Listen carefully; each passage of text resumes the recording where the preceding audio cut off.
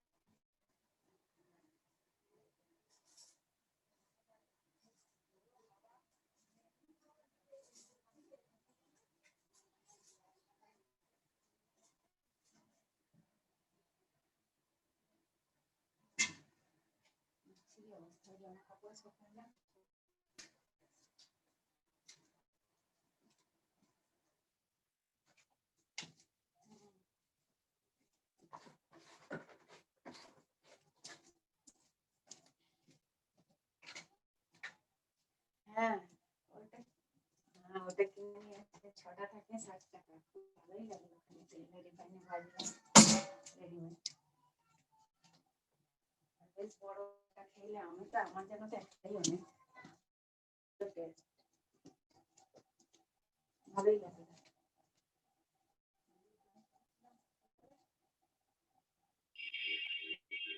আমার তো কিছু দাম না 10 টাকা করেই পড়বে 6টা 60 টাকা দাম 10 টাকা এই 6টা হ্যাঁ 6টা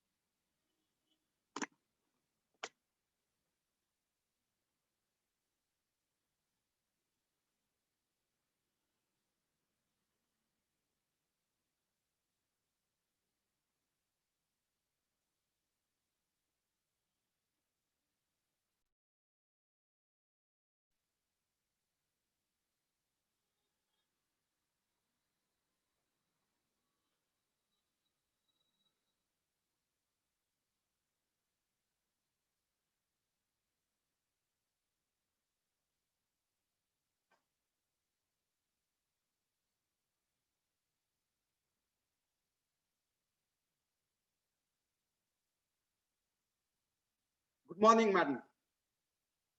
Good morning, sir. Good morning to everyone who joined us here. Good morning. So can we start? Sure. Yes. So good morning to all our important delegate participants, speaker, esteemed guests. I welcome you for the second day of the third international conference of Seshasdripuram Educational Trust celebrating 90th year for the institution Seshasdripuram First Grade College in association with MentorXX Global, Hover Robotics, Hoverboats India,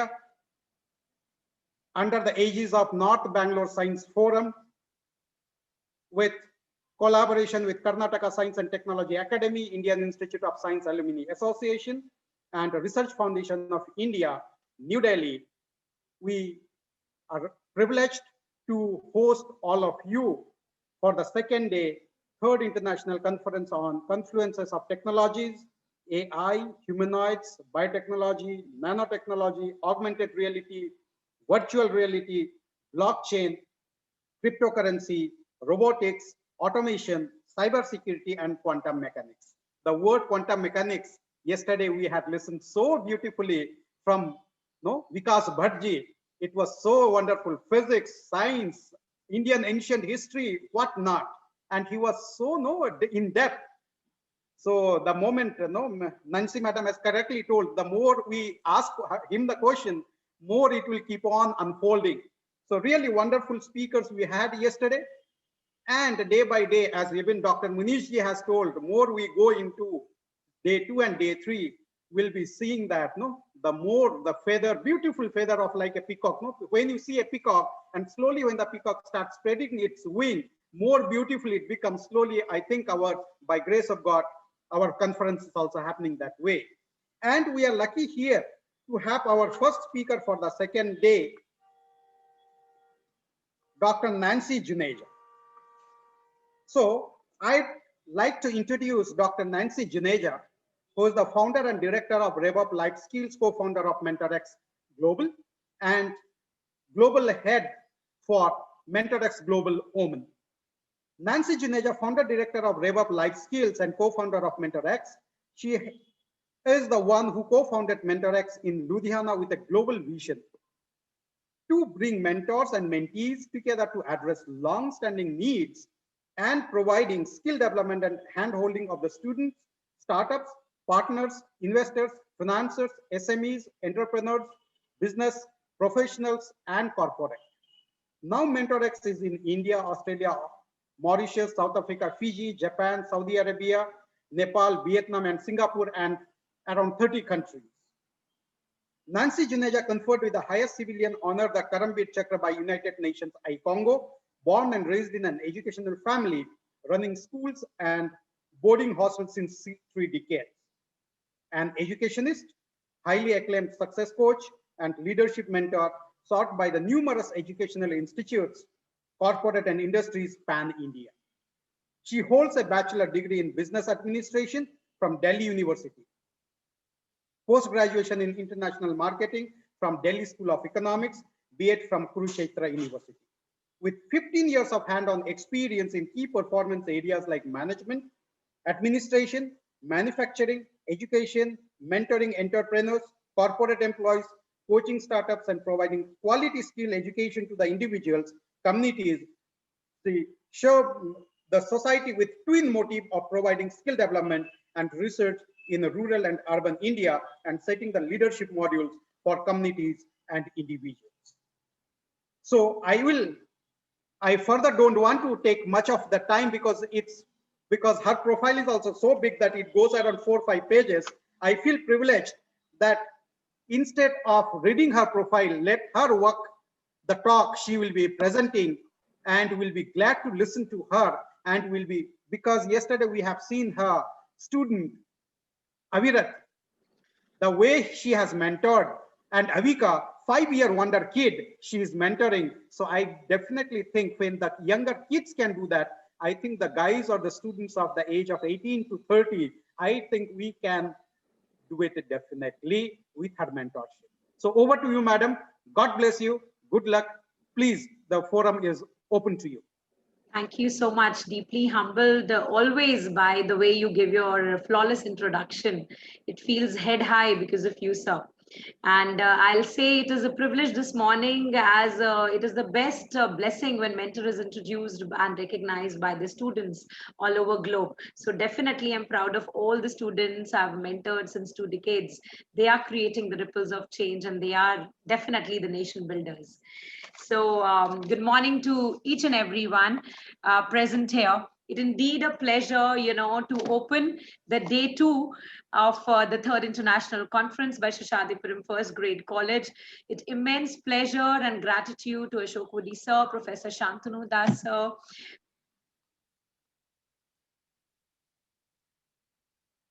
Madam, you are not audible. You have to unmute. Yeah, apology. Yeah, so good morning, everyone. And indeed, it's a pleasure to open the day 2 of the 3rd International Conference by Seshasdripuram First Grade College. And it's indeed, an honorary moment as we are in the part of the global Confluence in association with so many institutes, be it North Bangalore Science Forum, Hover Robotics, Robots India, Indian Institute of Science Alumni Association, Karnataka Science and Technology Academy, Research Foundation of India, New Delhi. It feels so good to be associated with the fleet of power-packed educational institutions and shaping the future of the youth by this wonderful technology conference. And I'll say gratitude to Ashok Woody sir, Professor Shantanu Das, Dr. Jindal, and all the management who made it possible for me to share my knowledge here. Day 1, we witnessed a lot of esteemed speakers, and hats off to the knowledge which was shared. Definitely, it raised the bar high today for me, and I'll try my best to share the knowledge and share the technology perspective in more deeper yet broader way. Being an educationalist, I'll touch upon the role of emerging technologies and bridging the gap from industry to academia. I would love to share the screen, sir. Yeah, it's already enabled. Thank you, sir.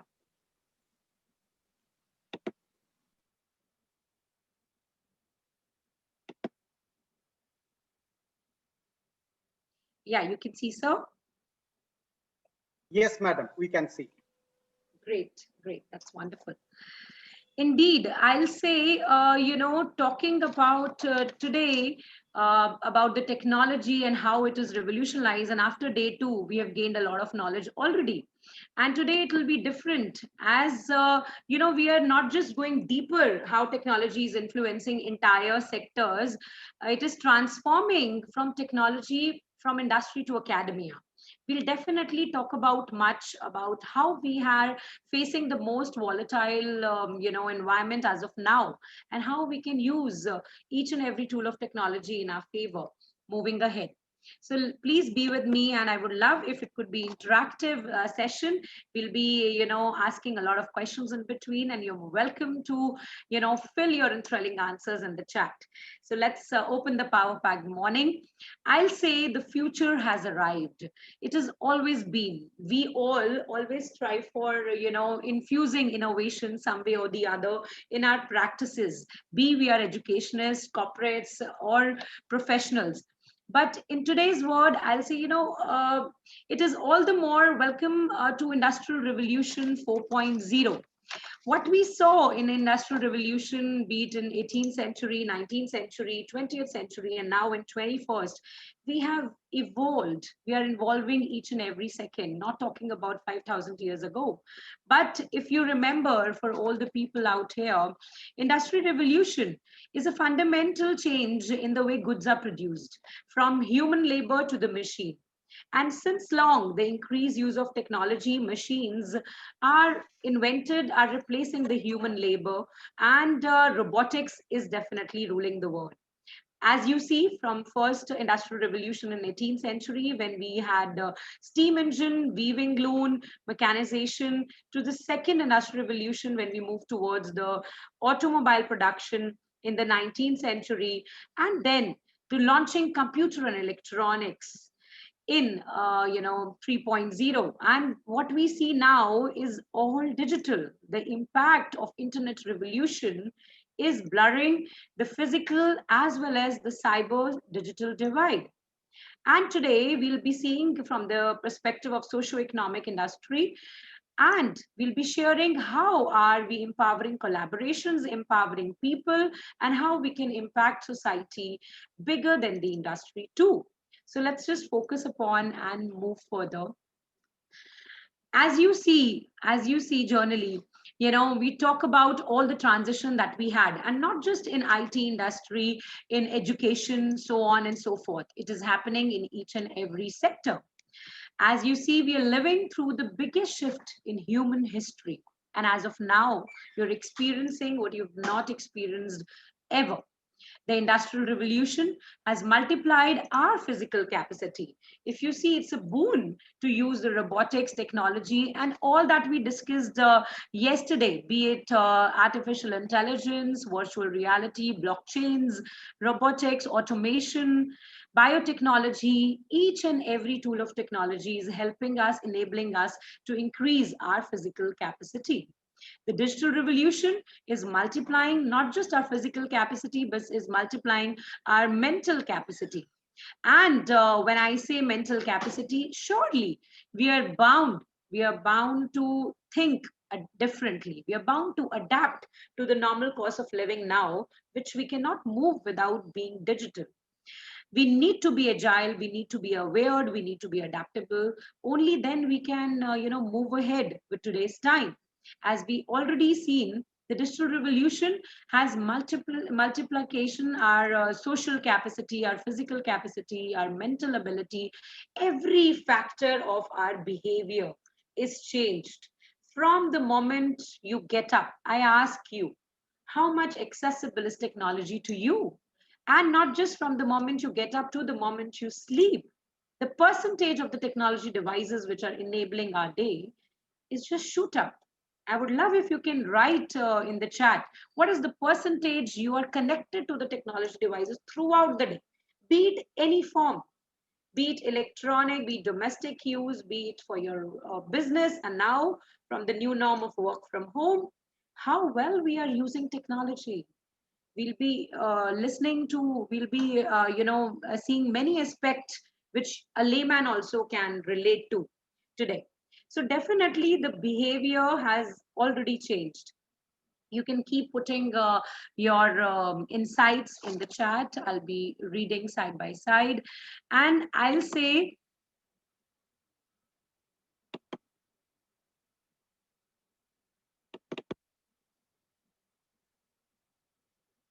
so just a sec.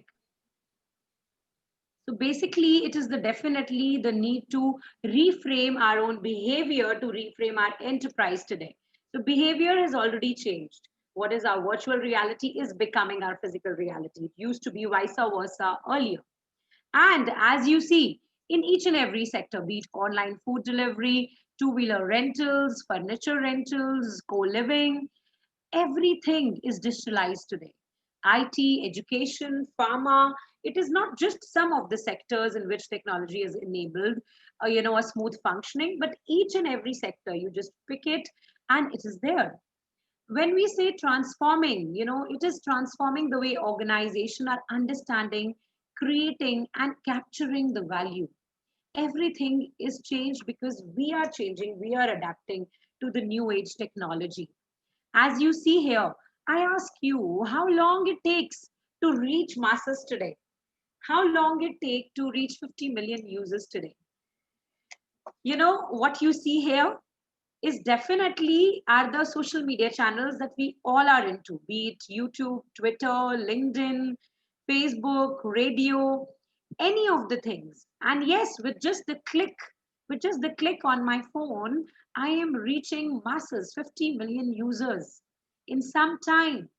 This is the power of technology. So be it you're in any sector, you can evolve by the technology. And that's how we are reframing the enterprise.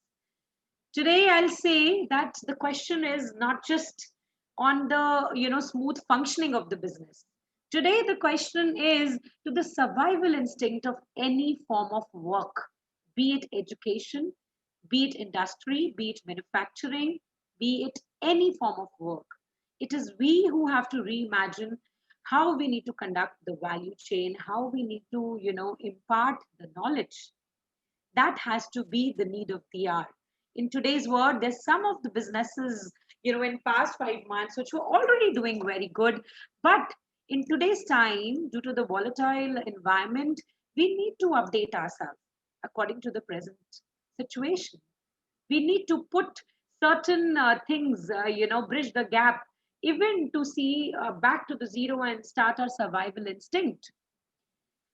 I'll say, if you see all of these, this is just an example, you will see a drastic, commendable hike in Netflix from 2014 to present. And how is this possible? I'm giving this example because you can directly relate to it. But surely, if you see any of the work which is related to technology, if you see the transformation in the last 5 to 7 years, it is static. So remember, to everyone, to all the educators, industrialists present here, where and how is changing, but why we are working is just not changing. The essence of why we work, be we are educationists today, be we are industrialists today, professionals today, students today, what we are doing is not changing. The core is the same. That we, went back to basics by the quantum mechanics session in day one also. We are going back to basics. But how we are changing is all evolving. If you see the music industry, it went from gramophone to streaming to Spotify to Pandora, so on, and iTunes. And so, as you are seeing many of them, the photographs, the pictures that we take, it is all digital and it is all revolutionized. From analog to digital to Instagram to Snapchat, you say it and it is all digitalized. And not just we, teenage or adults know it, any of the people, the youth knows it. The entire revolution from videos, from TV to YouTube to Netflix to TikTok to health, from hospitals to clinics to apps to wearables. Everywhere we are seeing it, beat any sector. But my humble request, being connected to life skills, my domain area, and education institutions since 2 decades, I will say we don't have to allow our current model to dictate our future one. No matter what challenges come, we need to get our principles right. Let us see the new job definition for organizations today. So definitely it's our ability to unlearn. You heard me right. Though, we are lifelong learners and we are learning each moment, each day. But I feel in today's world, it is our ability to unlearn which matters a lot. So it is unlearn, relearn, and, revamp your own style. Moving ahead, the new job definition of organization is crafting a business that can outlive its own business model. Please see to it again, be it educational institution or any of the workforce that is present here today can relate to this line. Crafting a business that can outlive its own business model. We need to surpass each and every boundaries if we need to move and watch our footsteps with the level today.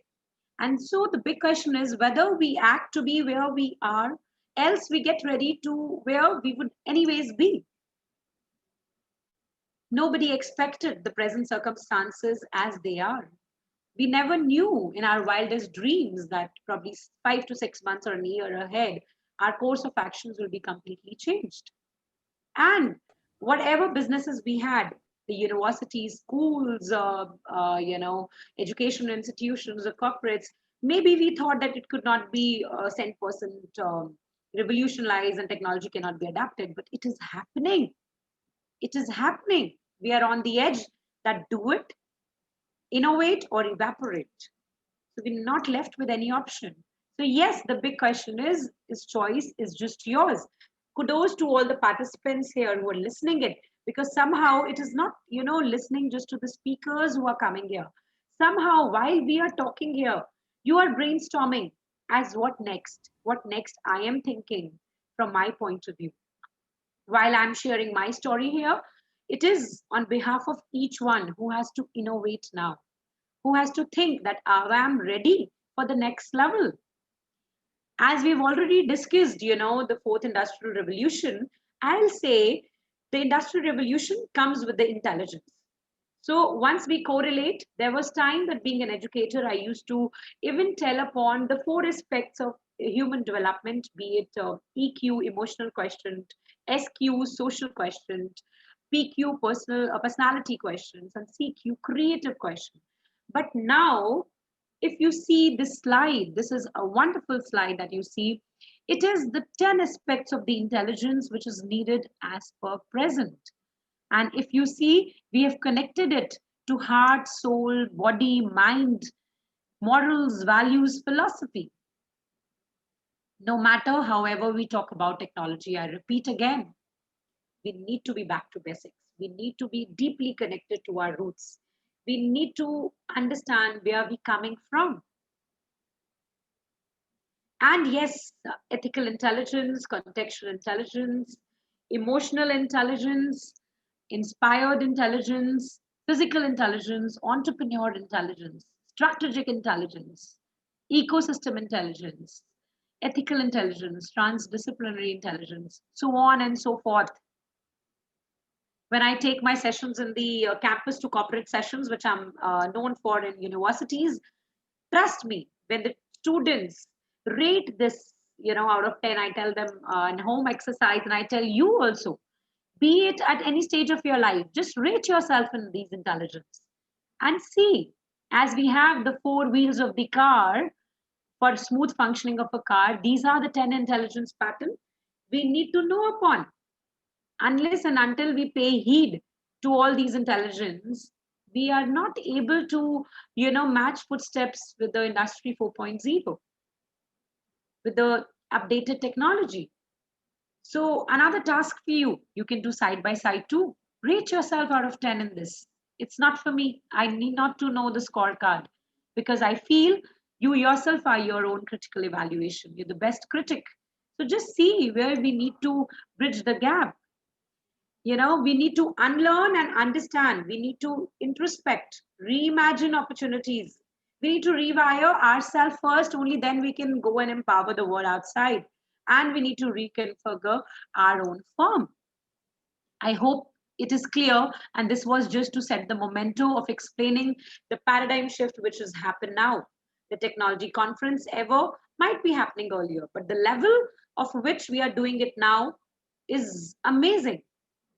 Can you imagine 22 speakers, industry based, coming from different corners of the world, hook and hook of the world, displaying even the child prodigies, speaking upon technology, integrating technology in each and every sector? That is where we are. And this is the shift which is happening in each of our action. I hope I'm clear. I just want to tell each and everyone, every next level will demand a different you. And it is us, we need to ask ourselves, am I ready for my next level? Am I ready for my next level? Earlier we were in the word of, I'll say, probability. It happens once in a chance or so, once in a million. But now it is new thinking possibilities. We have entered in the world of possibilities. We have to make it happen. We cannot take things for granted at all. It is a new thinking, new perspective. Each and every individual has to start. We need to, re-begin, I'll say, our own way of working, and we need to infuse enthusiasm in them. It's such a volatile environment that, unless and until we are adapting to it, unless and until we feel that, yes, the shelf life of our idea has to be worked forward, we need to experiment, we need to convert our idea into action and so on, we will not be able to match our vision. So we need to be on our mission, and I guess we are here for that. So our humble request for each of our people coming together here is not just to motivate for a couple of hours and to move away. We here as a community are there for each other. We want the impact to be long living. This new thinking is all about seeing from new perspective. New thinking in midst of disruption. New thinking means new possibilities. It is said, if you fail to plan, you plan to fail. I repeat again, if you fail to plan, you plan to fail. So surely we need to look forward to the same. I request each one to mute themselves. We need to wearing reading glasses and having 2020 vision of the future. Be it any sector you are. I'm sure in these 6 months, we have revamped our strategies. We are back, to infuse enthusiasm every now and then, and not just once in a blue moon. So yes, we need to reframe ourselves, and we need to do old way. Old way doesn't happen to want to open new doors. So we need to look upon the new opportunities. In today's world, it is definitely the customer focus. And not just this, we need to be empathetic, we need to be compassionate, we need to connect to the human values to understand where is the customer focus going on, where is the customer centricity in our activities as well as processes. This is basically the crux of the, probably today's my session. I'll say, before I probably touch upon how technology has enabled the education sector, I feel all of this you can just focus upon. And you can write in the chat also which skills you are working upon in this period, or all of them. For me, it is all of them. Complex problem solving, social skills, process skills, system skills, cognitive ability. Just think upon, have you ever thought, do we have these skills? And if we have, how much we need to be there to, bridge the gap? Technical skills, content skills, physical ability, resource management skill. I would love to read in the chat. And I'll say, this is just a glimpse of new thinking. It is just a glimpse of new thinking. Every now and then we need to think upon, we are playing basically, in a field where we need to hug our challenges now, where we need to embrace all our threats and opportunities, and, we need to just grab them up. And yes, there are new angles we need to find upon them. The crossroads and new turns of life, and never losing your way is your winning spirit. Now we need to travel as we were travel earlier. I'm not talking upon traveling from one place to another, but traveling from your first phase to the second phase of your business too, of your, working too, with no mental baggage. The stress won't work. Because we have seen in present circumstances, no matter what has to happen has to happen. So we need to embrace it. Change is the part of life, and we educators are known to be innovators and improve ourselves. So we need to see the big picture, taking care of the smallest and minute of the details that we have, so that we can, beat the cutthroat competition in today's world. We need to realize that shortest distance between 2 points is just the learning curve. And this is basically, a message for each and every one, for all the lifelong learners present here. If we are learning each day and out, hardly matters what are the circumstances. Today, what we faced is a challenge, but who knows, we are faced again with them. Maybe I'm not just talking about 2020 and the years ahead. Let the challenge come.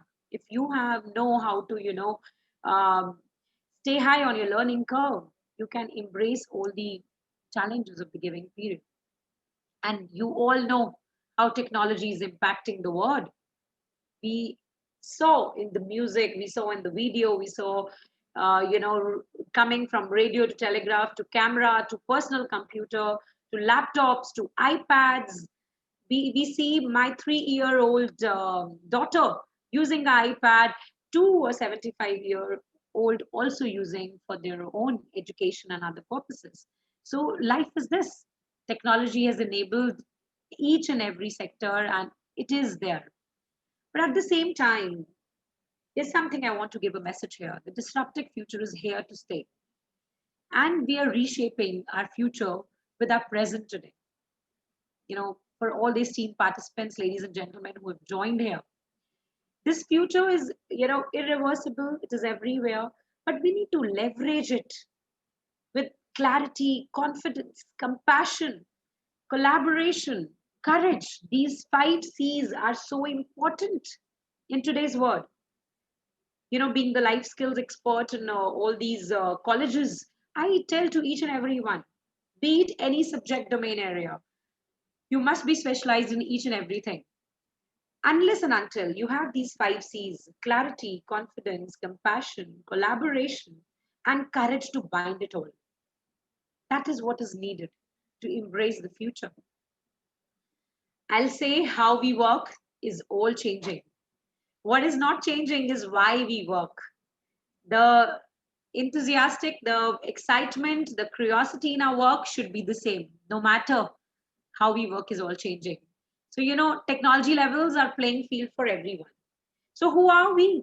Are we the marketers? No, we're not the marketers. We're not the SEO experts. We're not the technology experts or serial entrepreneurs, but we are the torch bearers and the mentors.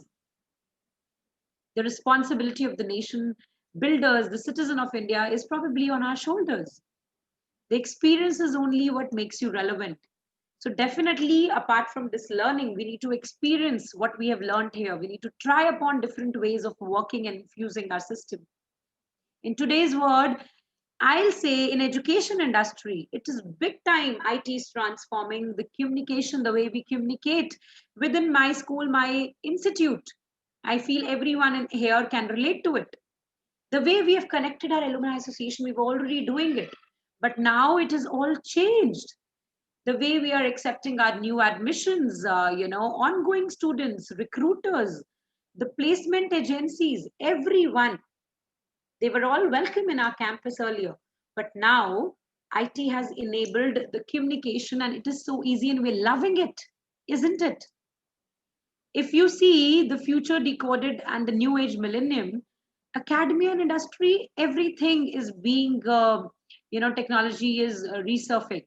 For my field, I'll say, be it interview preparation, be it, your virtual summer internships, your data handling, payment gateways, online sessions, engagements, everything. Being from management, I'll say everything is technology based. At the beginning, I might feel that I was not into all of this. But yes, we've embraced it. The new age digital learning is here. And now, as you're seeing, we are moving from the seminars to the webinars. We are moving to show the presentations and case studies, which was there earlier, but now coming with the big force. The problem solving capability, the team working, the self-management, the application of information technology, communication and literacy, all these employability skills. Somehow this period is enabling us, to inculcate all the 21st century skills. I feel we talk upon the challenges, the time paucity. I'll say there are a lot of challenges that we talked about in the last 6 months. But just figure upon, with every challenge with every adversity, there was a opportunity which was right there, which was always there. And now we can see it all the more. The way we connect today to the Seshasdripuram Group of Institute, Bangalore, and to fleet of their co-associates, the way we have connected probably the international speakers who are coming from Australia, Spain, the international child prodigies, and so many nations. This is the result of the employability skills. This is the result and a live example how application of IT is transforming the education sector. So yes, everything from campus placement, employability, internship, recruitment, as I all just said, the conclave, seminars, workshops have all come down to these Zoom auditoriums, scheduled meets, virtual summit. So yes, technology is our guiding light and making it user-friendly.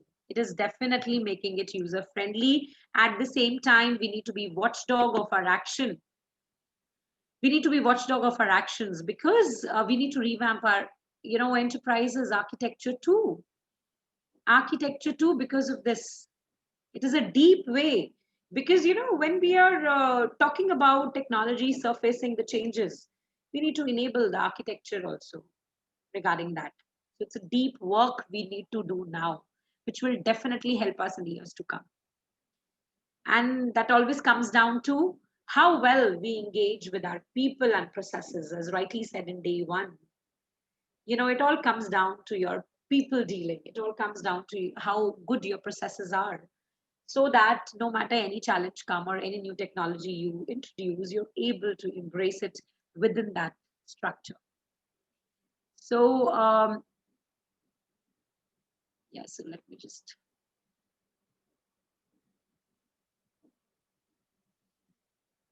We've already done this one. And yes, so the agility with ability and velocity is the key. I'm sure we all have been using this, and definitely being an educationist, I am using all of this. So it is like all the more innovation that, okay, let me use this app today and let me go to that app today. And now we're familiar with everything within these months. So a lot of happening going on.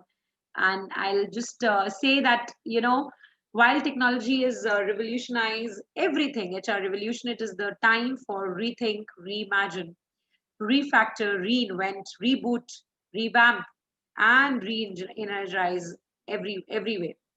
The way being educationists, we have, not just accommodated with our online sessions, with our assessment, with our teaching pedagogies, everything is being changed when I look to my institution. And I feel proud that we are able to do what we were thinking since long. So these are not the small changes to our style of work. They are making a profound impact on our personality, on our business, our discipline, our process. So let's see the broader picture and a message to everyone out here. How you raise up to these challenges will determine your success. The seeds of future of work are here. How you raise up to these challenges will determine your success. What is needed is to probably strategize the action plan now. It is up to us, up to me, and up to all the participants and who are watching us live to figure out, jot down the action plan, that if I have to introduce all these changes I like by any of us within the 3 days, what I need to do.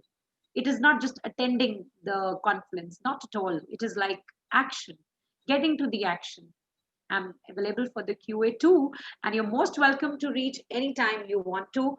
And we are always connected to Seshasdripuram Group of Institute. I'll always say that technology surely is, evolving each and every one, but the human connect is something which will take us to the next level. So let's be with each other. Let's pause and think what is happening to us, what is needed to be on the next level, and let technology happen at all for all of us. Thank you. That's it from my side. Over to you, John.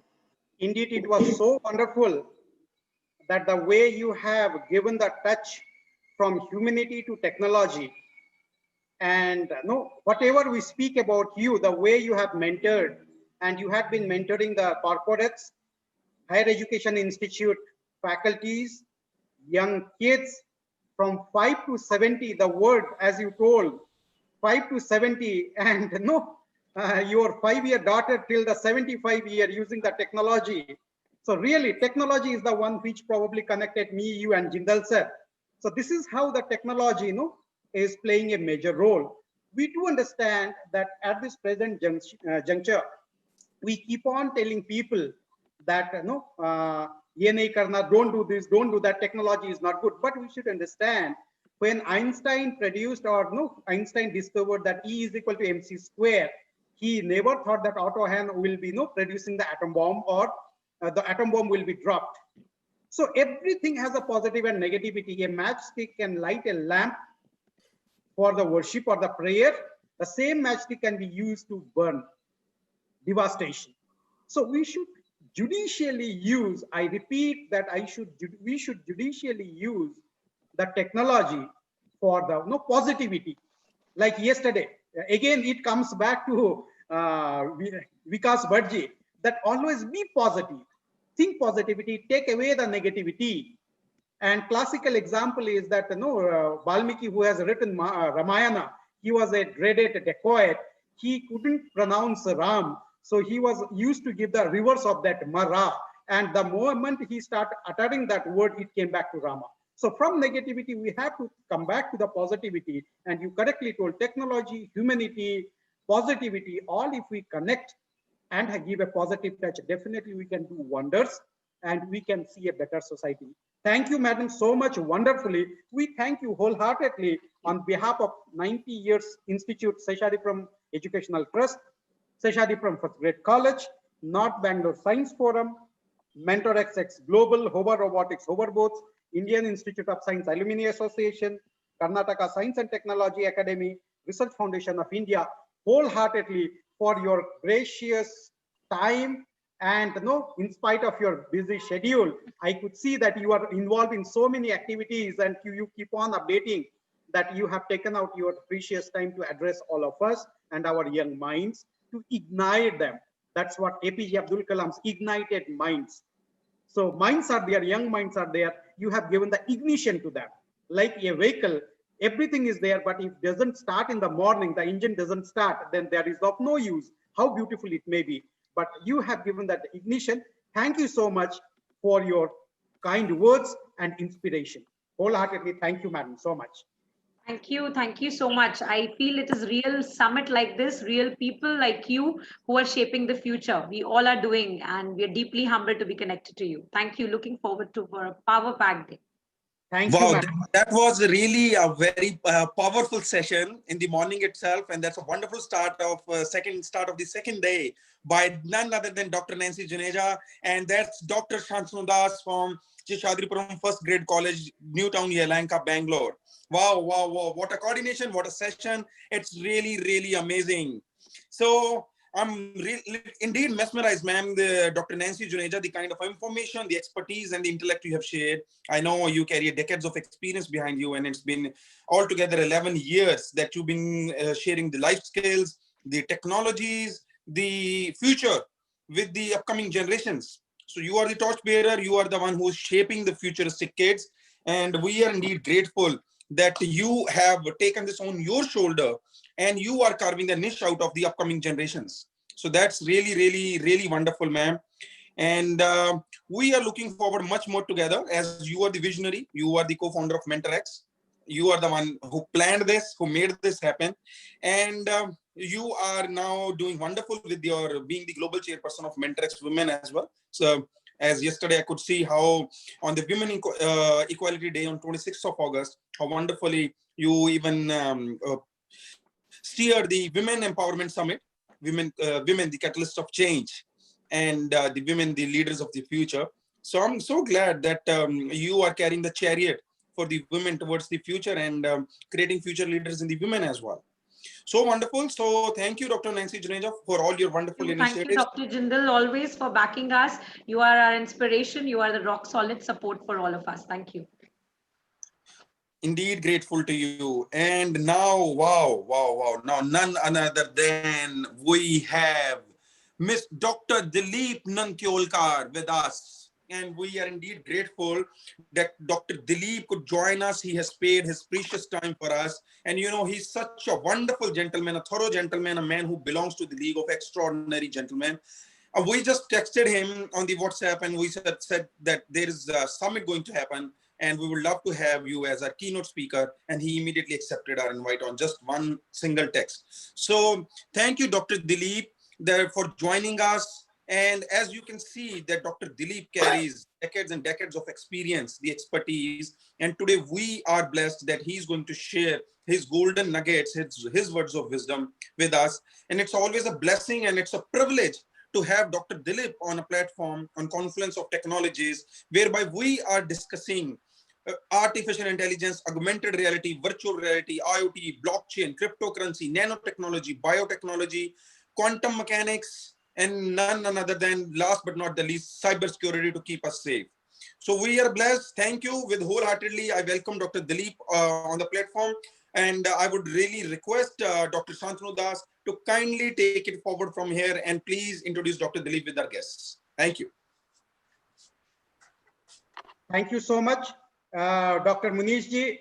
No, your presence has triggered, already Nancy ma'am has triggered the day, ignited, and you have set on like hoverboards. So we are now flying. So to take the fastest flight to reach the heights, I now welcome Professor Dr. Dilip Nandyokar, a alumnus of Asian Institute of Management, Manila, Philippines. Professor Dilip is a management and postgraduate specialized in marketing and strategic planning and is a BSc honors in chemistry. He has a doctoral degree from Thapar University, Patiala. The topic of his thesis was marketing strategies and business planning among small and medium enterprise in this era of globalization with special reference to automotive sector. Beginning November 15, 1976, Dr. Nandyokar has had varied hands-on bottom-up combined professional experience of over 43 years in the field of industry, consulting, research, training, and teaching. His exposure has been in both domestic and international professional environments, having been a manager at various levels for over 31 years, of which 22 have been at senior top levels. He has been deeply involved in career planning and development of his teammates in a variety of cross-functional and multiracial workforce, both within India and abroad, as a key factor in ensuring organizational success. It may be pertinent to add in his working career after 1984 that Dr. Nandyokar has always been a part of core teams that contributed to turning around organizations, either as a direct employee of a company or as a business consultant for profit or not for profit organization. So in his free time, Dr. Nandyokar likes to listen to music, watch films, and generally is socialized with friends and family. Occasionally, he writes short stories and poems which have been published. The guiding philosophy behind all the endeavors of Dr. Nandyokar has always been succeed because of his employers, peers, subordinate customers, clients, students, trainees, or anyone choosing to associate with him must by delivering the value plus. So I wholeheartedly welcome on behalf of Seshasdripuram Educational Trust, a 90-year-old trust, Seshasdripuram First Grade College, North Bangalore Science Forum, MentorX Global, Hover Robotics, Hover Boats, Indian Institute of Science Alumni Association, Karnataka Science and Technology Academy, Research Foundation of India, New Delhi, wholeheartedly to Dilip sir to enlighten us with his golden nuggets. Thank you, sir. Please. Thank you, Dr. Shantanu. And listening to Dr. Nancy, I think I am no match. Munish has been very kind to give me a very high-flying this thing. I'm just a human being, and whatever I've done and whatever I expect to do in future and would like the new generation to do in future, just like Dr. Nancy just said, should be human-based. So thank you so much, and I'm very, very happy to be here in the this international conference. And let us see, I hope I can contribute my 2 bits to this entire thing. I'd like the permission to share my screen if it is possible. Yeah, it's there, sir. Already it's there. Yeah. So I'm taking from where Dr. Nancy said, it's all about, what should I say, technology, artificial intelligence. These are the buzzwords. But I'm introducing another term called design thinking. And I believe the two combined is the future of today. So it is all about, there are a lot of slides which will clash with what Dr. Nancy has already presented. But I believe at the end of it, all these technologies are good, but like Dr. Shantanu also said, they can have dangerous effects. So how we are going to do that is by empathizing, by humanizing everything. So I'll go to the next slide, which is already given by Dr. Nancy. So I won't delve on it, but it is going to be about empathizing, and it is going to be about our attitude towards everybody, particularly our own societies. So that's what I personally believe is going to be Industry 4.0. All this while we were machinizing, we were mass producing, we were automating and things like that. But now when things are becoming blurred, it is going to be what is our attitude, how tolerant are we, and how empathetic are we to the society, which actually is our customer. So this does not mean a customer who buys our stuff. This means whoever, I mean, I'm using the word customer in the widest possible, terms. It is whoever we are interacting with. He's our customer for our thought, our action, our product, our service, our everything. So it is what is the attitude with which we approach, and what is the empathy we show. So my definition, I try to define literacy and education in 2 different ways. Literacy is what we were doing so far. We learned things, we produced that in exams, and we scored wonderful marks. To me, that's not education. Education must do 2 things, according to me. 1, it must raise the level of curiosity. And 2, it must make us humble to be able to learn from everywhere. To me, the Industry 4.0 is going to be about that. So going from there, of course, this is another slide which Dr. Nancy has already produced, and this is what is the study of World Economic Forum: solving complex problem, critical thinking, creativity, people management, coordinating with others. These 5 is what I talk about in terms of empathy. The rest of the things, emotional intelligence, this, all that is about the attitudinal way in which we approach humanity.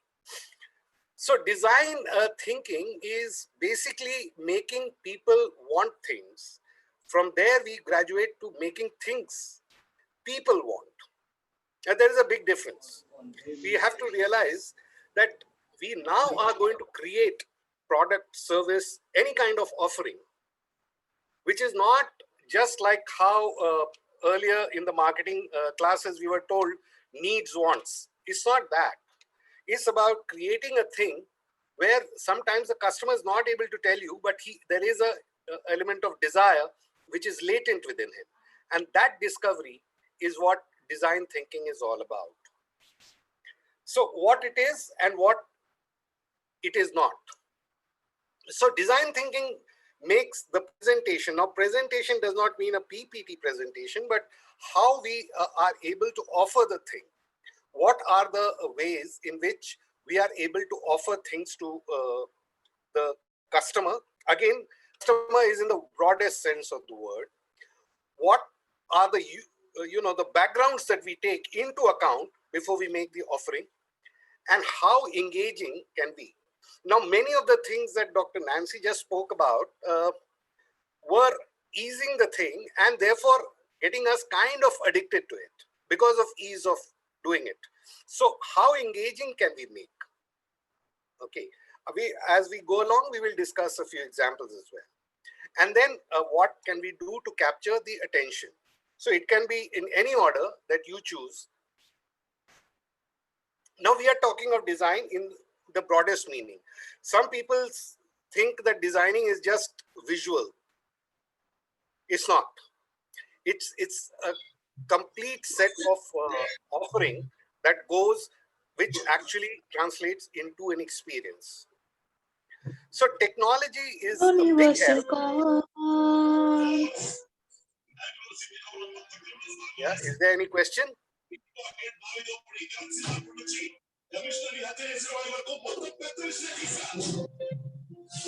there any question?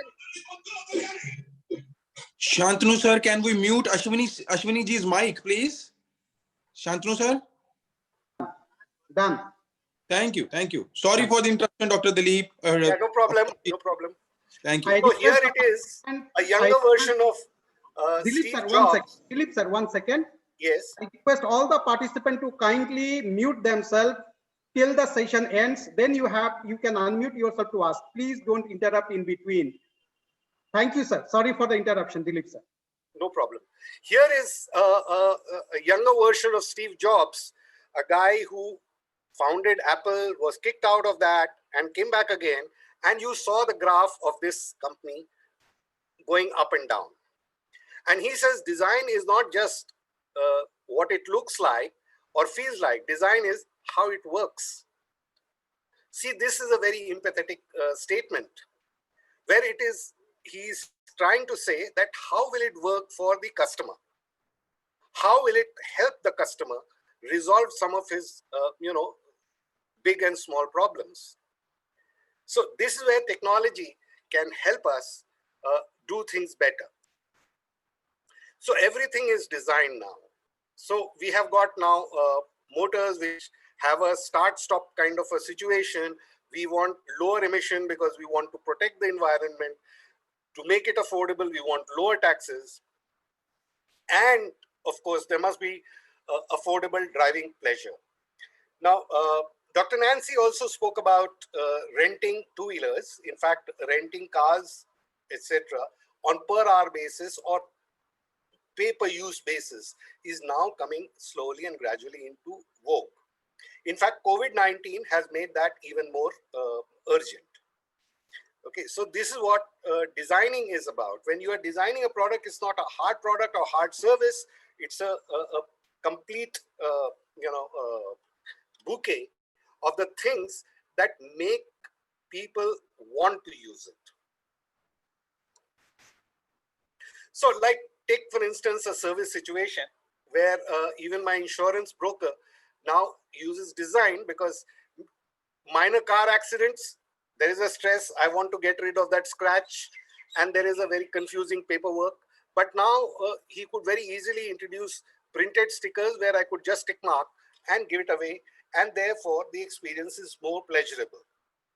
Particularly in cases where you've suffered some kind of a damage or a loss, you are always, invariably, I don't think there is any exception to this, you are in a stressed out situation, and the easier and faster solution to that, or a faster, ways to resolve it, always, settles you down a bit more.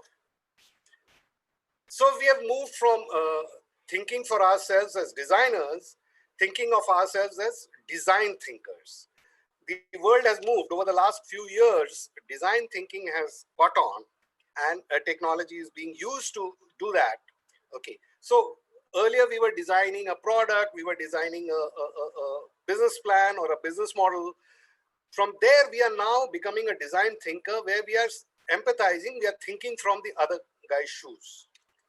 So that's what it is happening. So design center is user-centric approach to solving problems. As I told you that World Economic Forum has surveyed and realized that complex problem solving is going to be the first most important thing.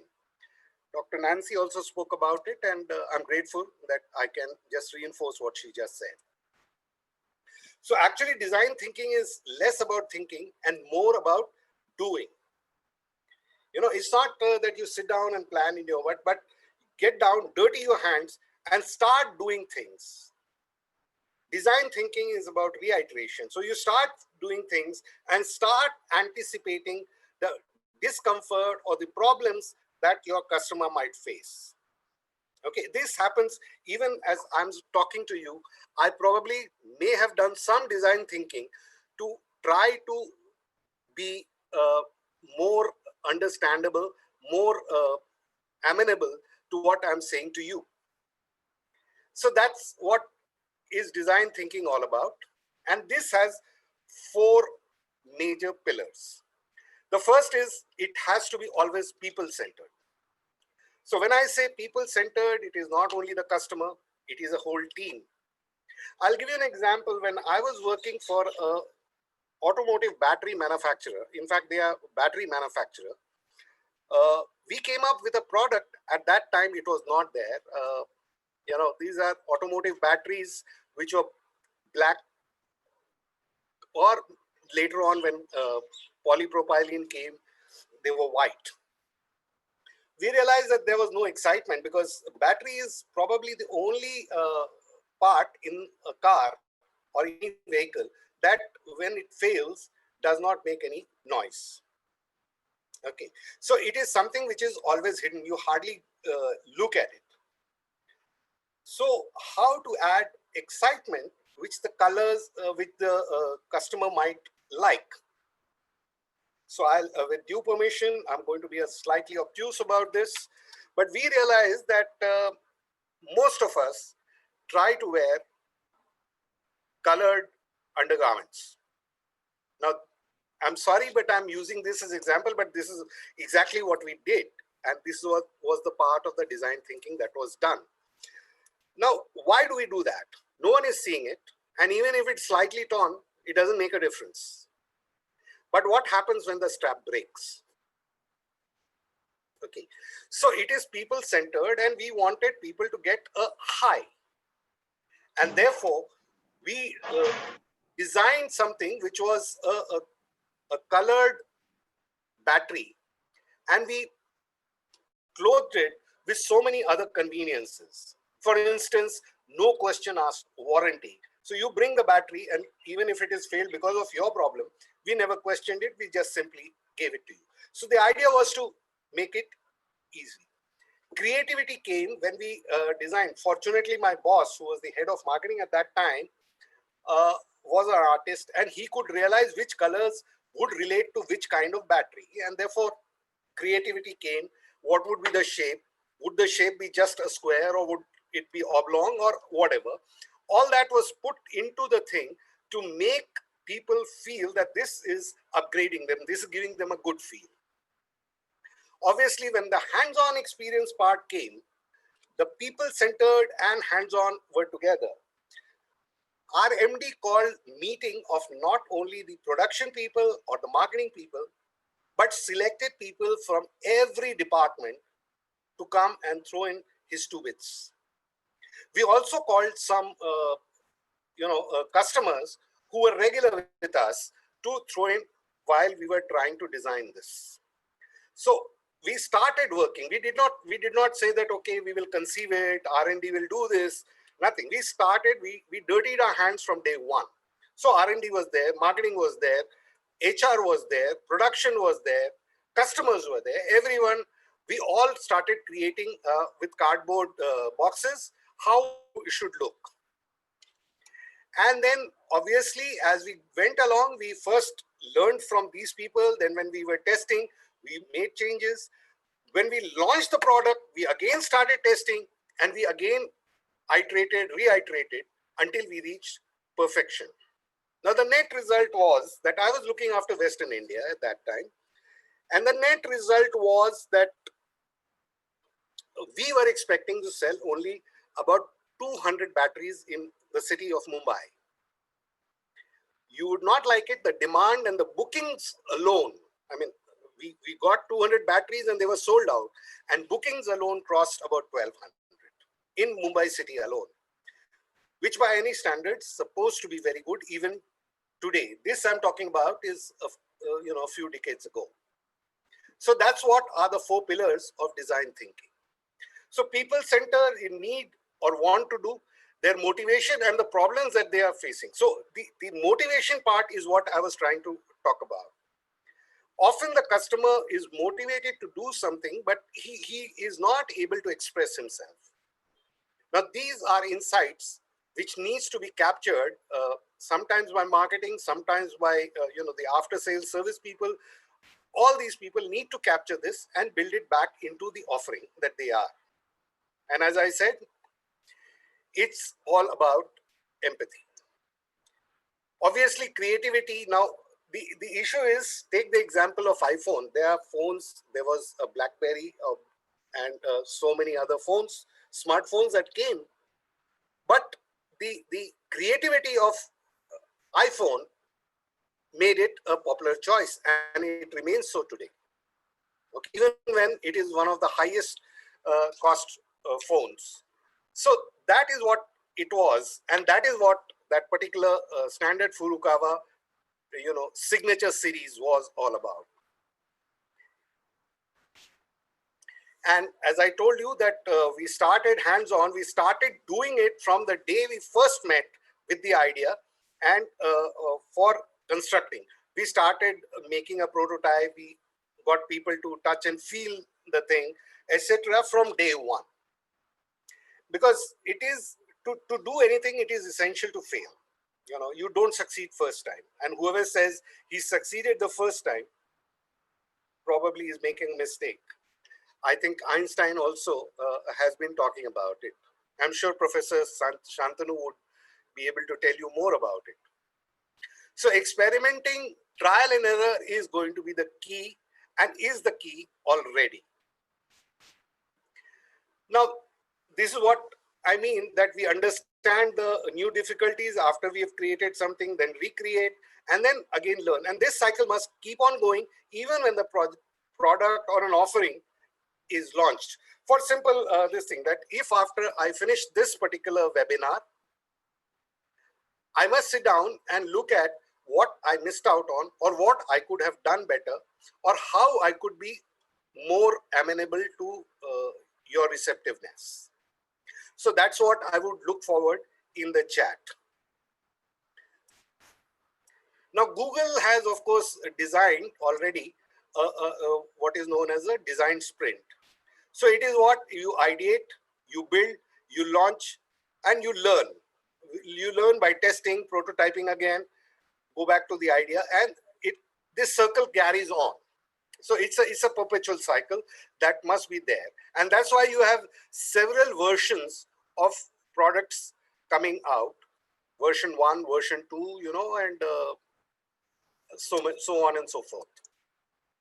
Now, when you start thinking about things, when everything is so abstract, this is how it appears. Everything is dark, everything is wishy-washy, everything, and you need to find some creative way to simplify this.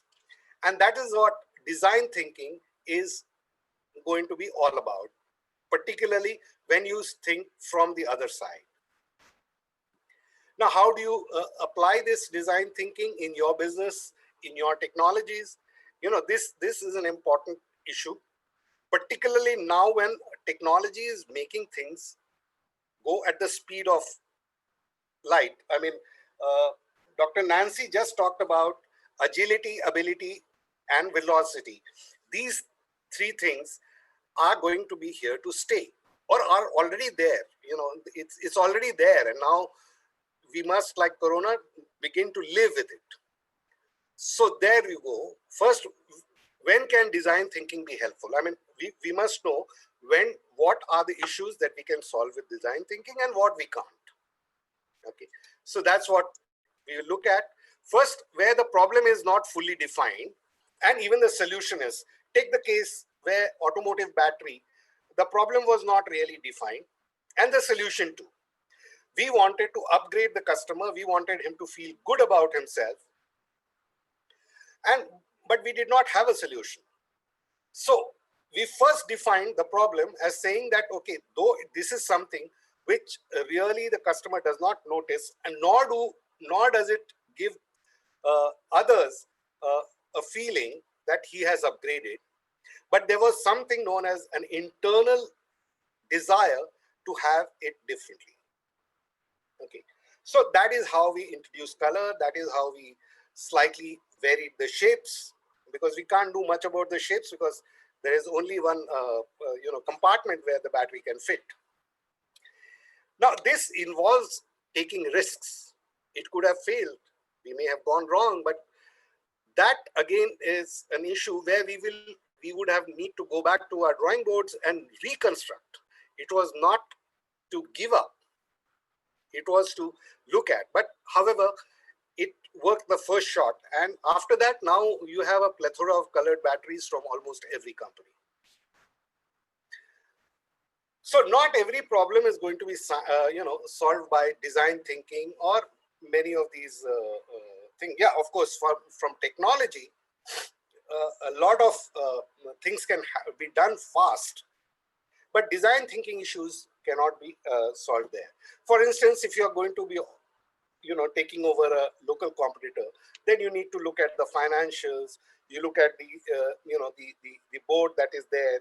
What is it capable of producing? What could be the ROI? Those are not design issues. Those are issues which can be calculated through spreadsheets and other software. I'm sure data science can also help in that, but that is another aspect which I don't think I want to speak about. Now, this is what innovation is all about, and how design thinking. So first, needs of the people. Now, needs of the people, again, is not only external, it is internal as well.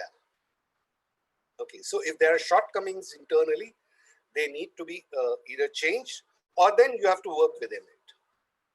Then to succeed in business, we need to understand what would be the requirements. Would be, for instance, that battery example, did we need to change our production line? Did we need to have a new vendor? Did we, all those kind of stuff, was it to be delivered differently?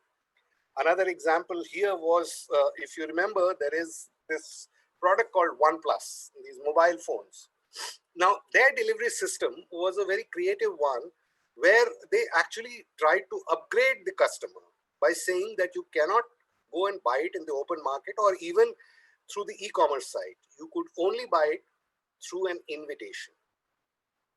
Okay, so they were considering this particular aspect where everybody likes to be important, and to be important, you have to be exclusive, and therefore they would deliver that way. And today we know that that is the highest selling, premium smartphone in India for sure. The capability and technologies we just talked about. So zoom in to the design thinking process. That is what it is. When you are going to resolve an issue, it has to be through a design thinking process. Now, this is what is a Stanford Design School thing, and this is the most tried and tested way of doing it. So you imagine, you plan, you create, you improve, you ask again, and this cycle goes on. And this is exactly what was done in the case of that battery that I was talking about. Okay, we imagined that this is what it would be. By talking to people, by our own hypothesis, we developed and we planned how to make it. We created it, we improved it by testing it, and we finally asked the customer when we actually launched it. And then it went on and on to a point where, let me tell you that we gave a 3-year warranty, when usually the batteries those days were not supposed to last for more than two years or so. So we gave a 3-year warranty, and we said, okay, in the 3rd year, we might expect batteries to come back. You'll be surprised that our return ratio was only 0.1%. So that was because we were constantly improving on what we were doing. Now the iterative cycle goes like that. First, there is an empathy for the customer and the people who are going to do it. With taking those constraints into mind, we created a problem statement. Based on that, we went on the ideation. What were the ideas? They were tabled, as I told you, that everybody who could be a stakeholder possibly was on the table, including the union. Let me also tell you, including the union. And there was a sense of pride that we were going to create something. We developed a prototype which was tested, and then it went through the circles, and there you are. That is what is the process that we followed, and that is what is the process that is being followed now almost everywhere. So empathize, as I told you, we observe users and their behaviors, we engage with people, asking them why do they use it, what did they like, etc., etc., and we watch them use it. Now we found that one of the things that we found was that in Mumbai, particularly the upmarket, you see the battery market is divided into a small scale sector, unorganized sector that is, and the large organized sector. Now both market share is about roughly equal. Even now I believe it's the same.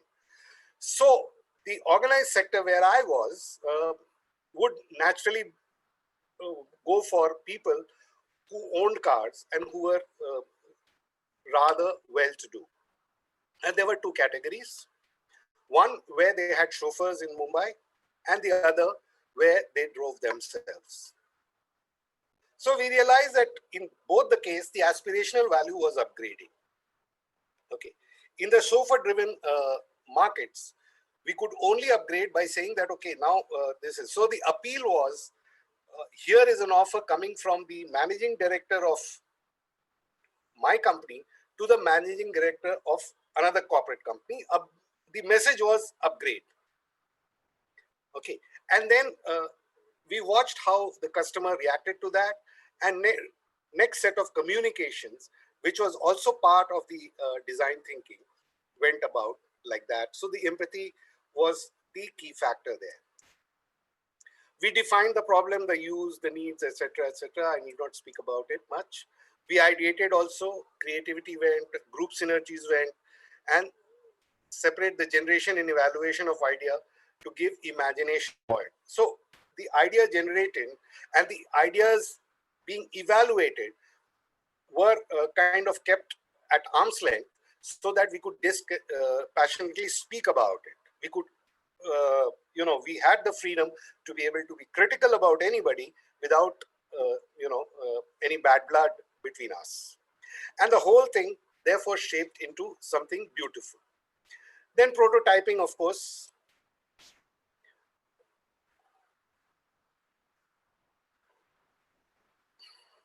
The idea is, the most important thing is storyboarding. What is the offering that we are going to do? Is creating an environment, creating a scene, creating how it would happen. So, human beings are given to story telling and story listening. I mean, take even things like our religion and all are communicated better to us when we listen to some stories. So we were doing all this and creating stories. Then, of course, testing and all that.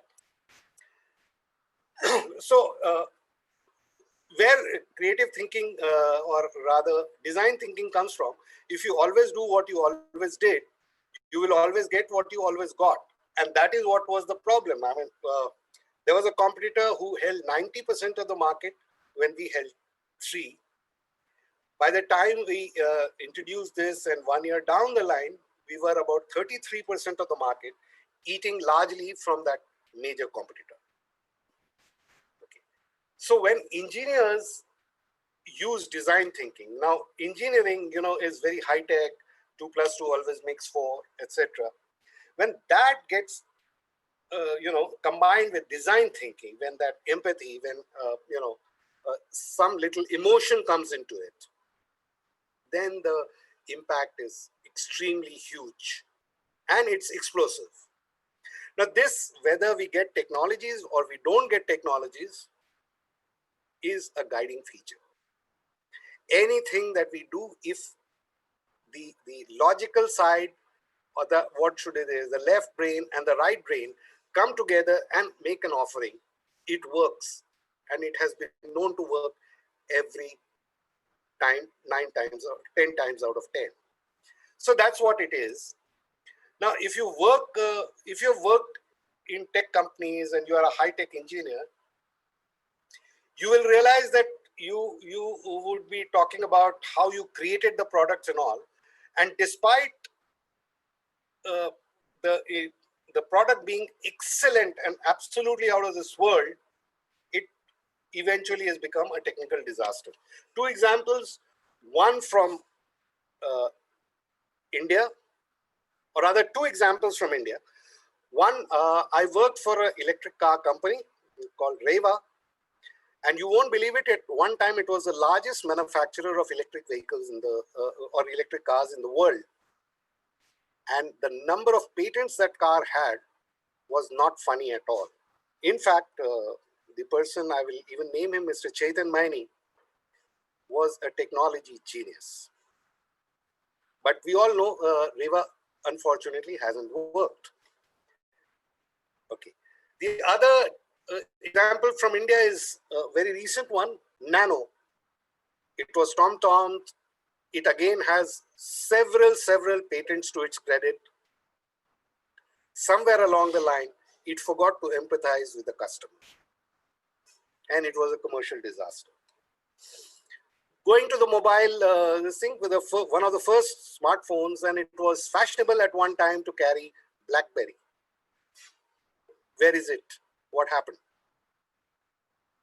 Okay, so that is the idea. I mean, where the engineers forgot. They fell in love with their product, and then they started improving it without any consideration for the customer. And again, I'm stressing, it is not only the customer who buys the stuff, it is the internal customer as well. So when products fail, it might be nothing to do with the physical engineering. That might be the best. It is a design philosophy of engineers that build them.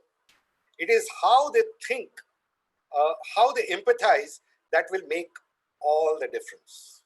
And therefore, design thinking is now becoming the new, the buzzword is new normal. Okay, or it has already become a new normal.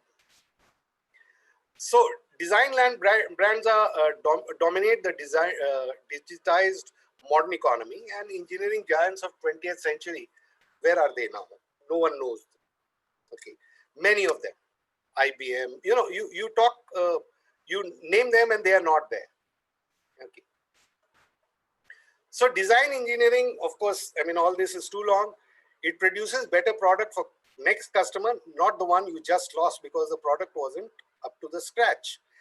And in a world where consumers churn through brands, in a highly competitive digital market, Kaizen, just improvement, doesn't cut the ice. It's always the empathy and the attitude towards your customer. Again, let me re-emphasize, it is not only the customer who buys your product, but the entire ecosystem. So design thinking is a process guided by the realization that we don't know what we want and use things the way we are supposed to. The philosophy culture problem. Perfection can't adapt to disruptions. Now, why I'm saying this? Engineers make perfect product. They calculate to the last, I don't know how many digits.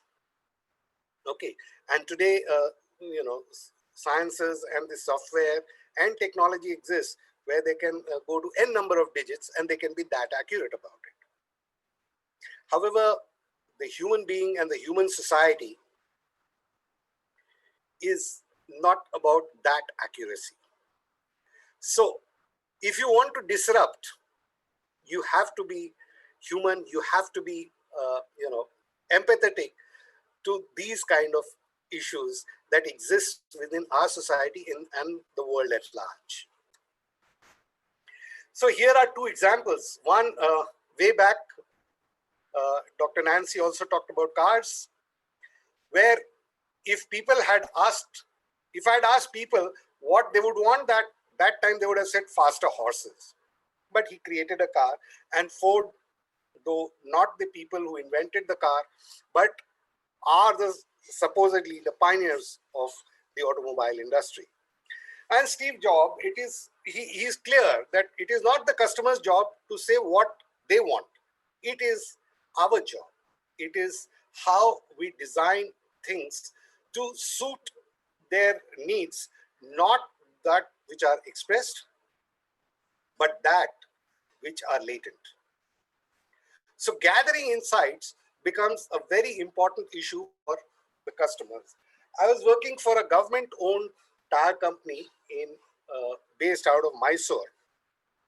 Okay, and although we had an MD who was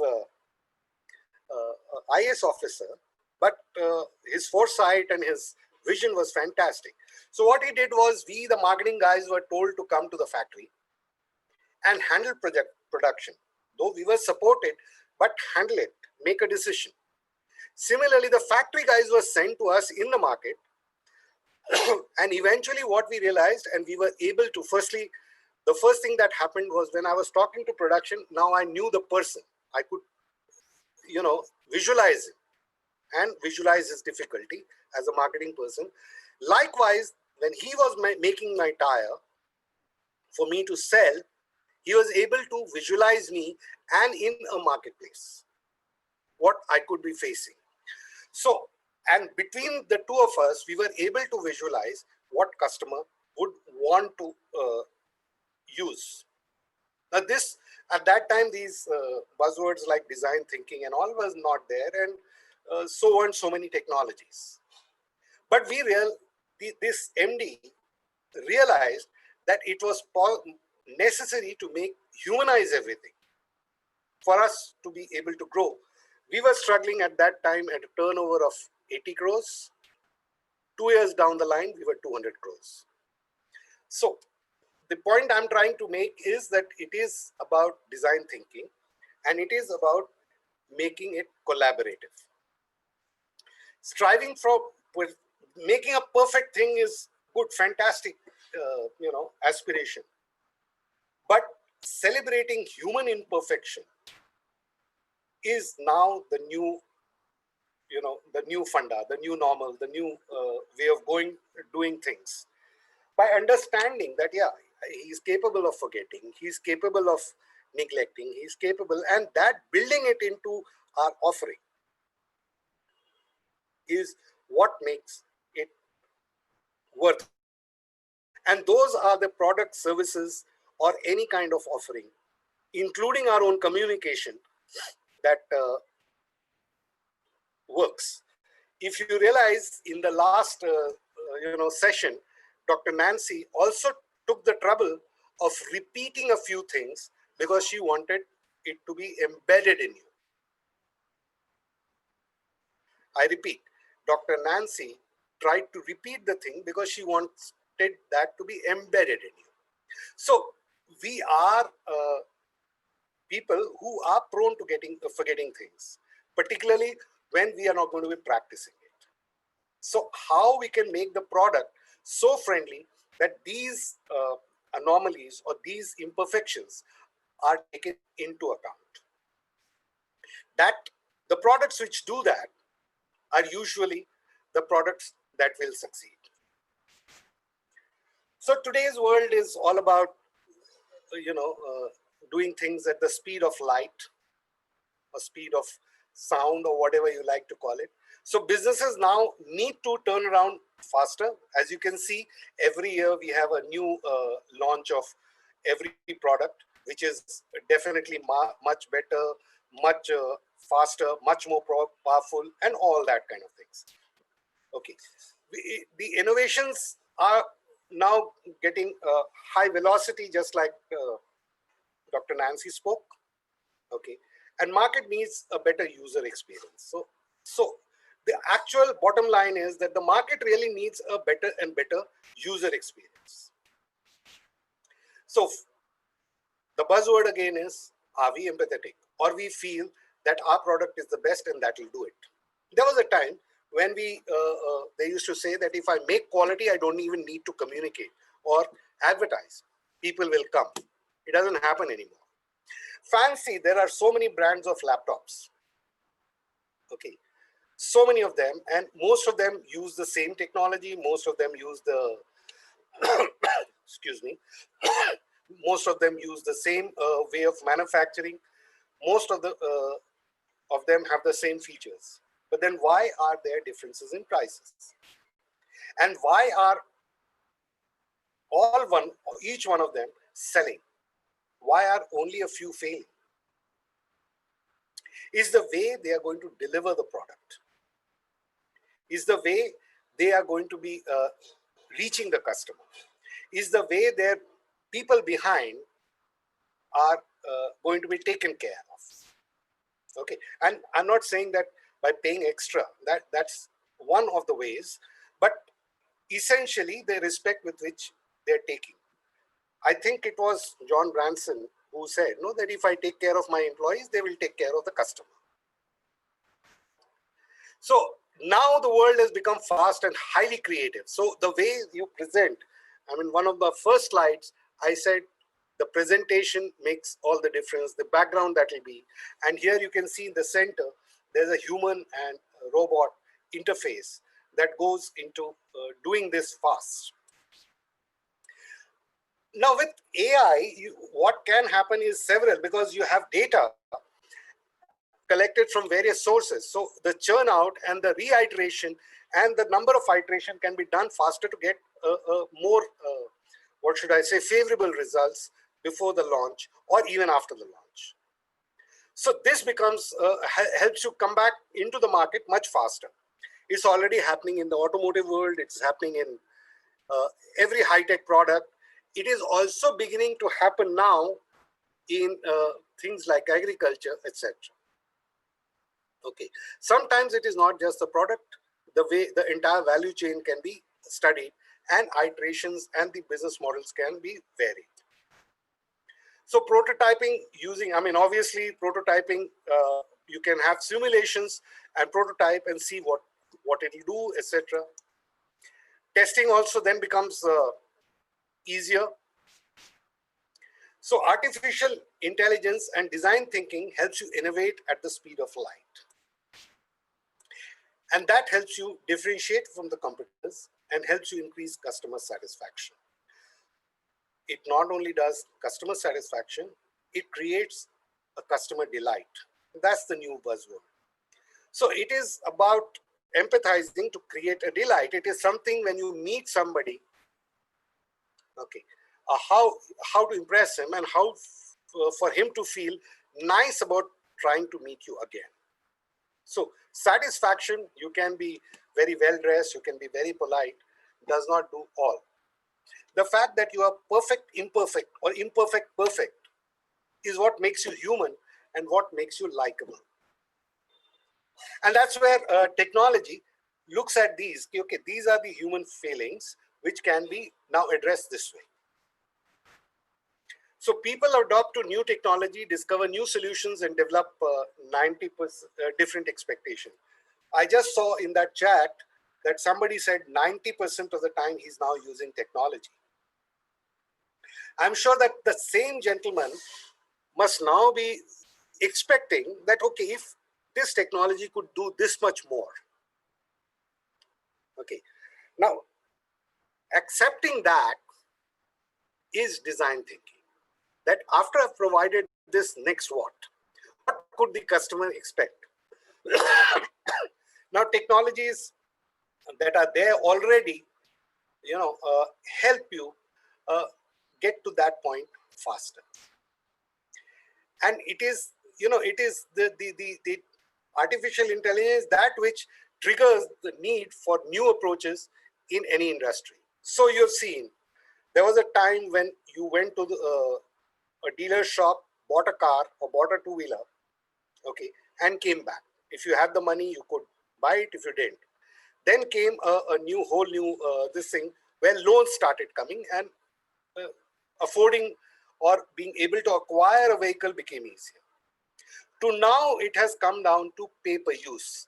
it has been sachetized, where you need not have it. In between that, we had Ola and Uber kind of business models where you could just, so why own a car?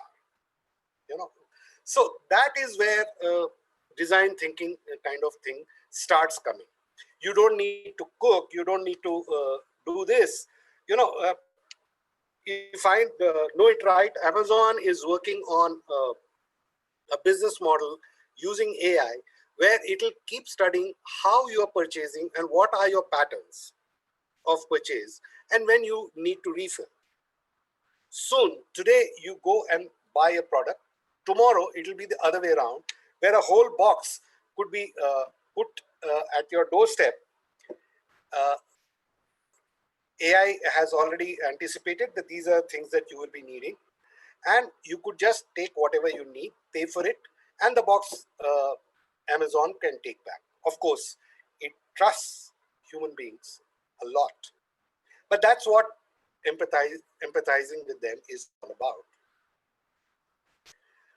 So this is a research foundation I'm associated with, where we are doing all these kind of work.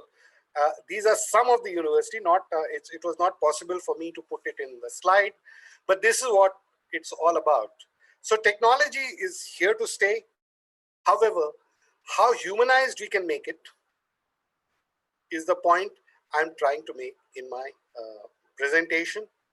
We are all humans and we will need to dominate. We will have to negate the negative effects that was being talked about earlier.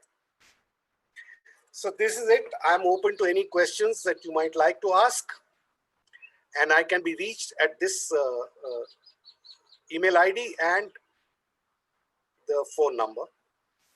Thank you so much, Professor Shantanu, for having given me so much time. And I cannot thank Munish enough for having given me this opportunity. I'm also grateful to Dr. Nancy, because she laid the ground so well for me. Thank you very much, everybody, for taking time to listen to me. Wow, wow, wow, wow. That's so power-packed, so wonderful, Dr. Dilip. Indeed amazing. And what a domain you chose, design thinking. Oh, that's the need of the hour. And I won't say need of the hour, that was like required much, I would say even a decade ago. But as you, that requires a proactive approach. But we are little on a lateral stage to adopt the technologies always. So, but I'm blessed and feeling privileged that you chose this domain today and you shared. And this is really, really interesting. We at a Mentorex School of Learning, we're working big time towards design thinking, and we are roping in people who are pro in this field, who love to talk about it. And we are even taking so many, interior designers, architects, that how can we explore the domain of design thinking. And I'm blessed how beautifully you just in a session less than in an hour, how you summed up it. Wow, that talks about the expertise and the experience you carry behind you, the legacy that you have built for yourself. That is why the people, they say that the gray color of the hair, the gray color, this hasn't happened like that. It has Oh, come you up are talking about my beard now. That's part of design thinking. Wonderful, Dilip sir. Wonderful. So it has happened with experience, and I'm totally mesmerized. And that how beautifully you have, shared those golden words, that words of wisdom, the intellect. And the best part about your session was, it was so simple. There was no jargons involved, that any layman could understand what you're talking about. And the example of a battery is a household thing now, through the inverters in the bikes and the cars, and through just by using a battery, simple battery, how beautifully you shared it. So and I'm indeed thankful to you for being with us, for sharing such power-packed session with us. And we are looking forward to much more with you, Dr. Dilip, as we keep on coming up with many more summits. And I'm blessed, and I really want to let know that Dr. Dilip is a very kind-hearted human being. Just at a single text, he gave us his availability. So with my folded hands, I'm really indeed grateful to you. Thank you so much. And thank you. I'm not that great as you make me out. No, you are, Dr. Okay. Dilip. Dr. Dilip, what happens certain times, a diamond never knows it's a diamond, Oh, really? Yes, I'm being. That's not really true. No, it is. It In is. fact, I was so impressed by Dr. Nancy. I mean, she put it and said it so nice. So Dr. Nancy, sir, the Mentor X is the brainchild idea of Dr. Nancy itself. See, what has happened is that, again, she gave me the higher pedestal that I am the founding president. She's the co-founder. And she is doing a lot in the domain of technology. And the best part about Dr. Nancy is that she's working at a grassroots level, right from the kids of the 4 years. From 4 years, she's working them with the technology. She has a wonder kid of the age of 5, Avika Jain. And if you hear her speaking and if you hear what she is doing, you will get mesmerized what a 5-year-old kid is doing under the able leadership of Dr. Nancy. And now Dr. Nancy is the global chairperson for Mentrix Women as well. And she's leading the global sisterhood solidarity movement across the globe for the women, connecting women to women. So that is the beauty of I get an opportunity to meet her and work with her. Wow, that would be great. She would be pleased. And on that note, let's call Dr. Nancy itself. Dr. Nancy, if you're here, you both are connecting so beautifully. Let's hear it from Dr. Nancy. Dr. Nancy, are you there? Let me see. Yes, I can see her, but she is not on the camera. Let's wait if she can join us. And in the meanwhile, wow, we have wonderful gentleman, Dr. Shantanu Das, the visionary from Seshasdripuram First Grade College, Newtown, Yelenka, Bangalore. And this summit is the common vision of, Dr. Shantanu, the Seshasdripuram group, and the Mentor X. So let's hear from Dr. Shantanu Das. Over to you, Dr. Shantanu. Thank you, Munish ji. So thank you, Dr. Dilip, sir, for your great insight and your golden nuggets. And as Munish has clearly told that, no, the gray hairs, what you have grown is every hair indicates the experience you have taken away.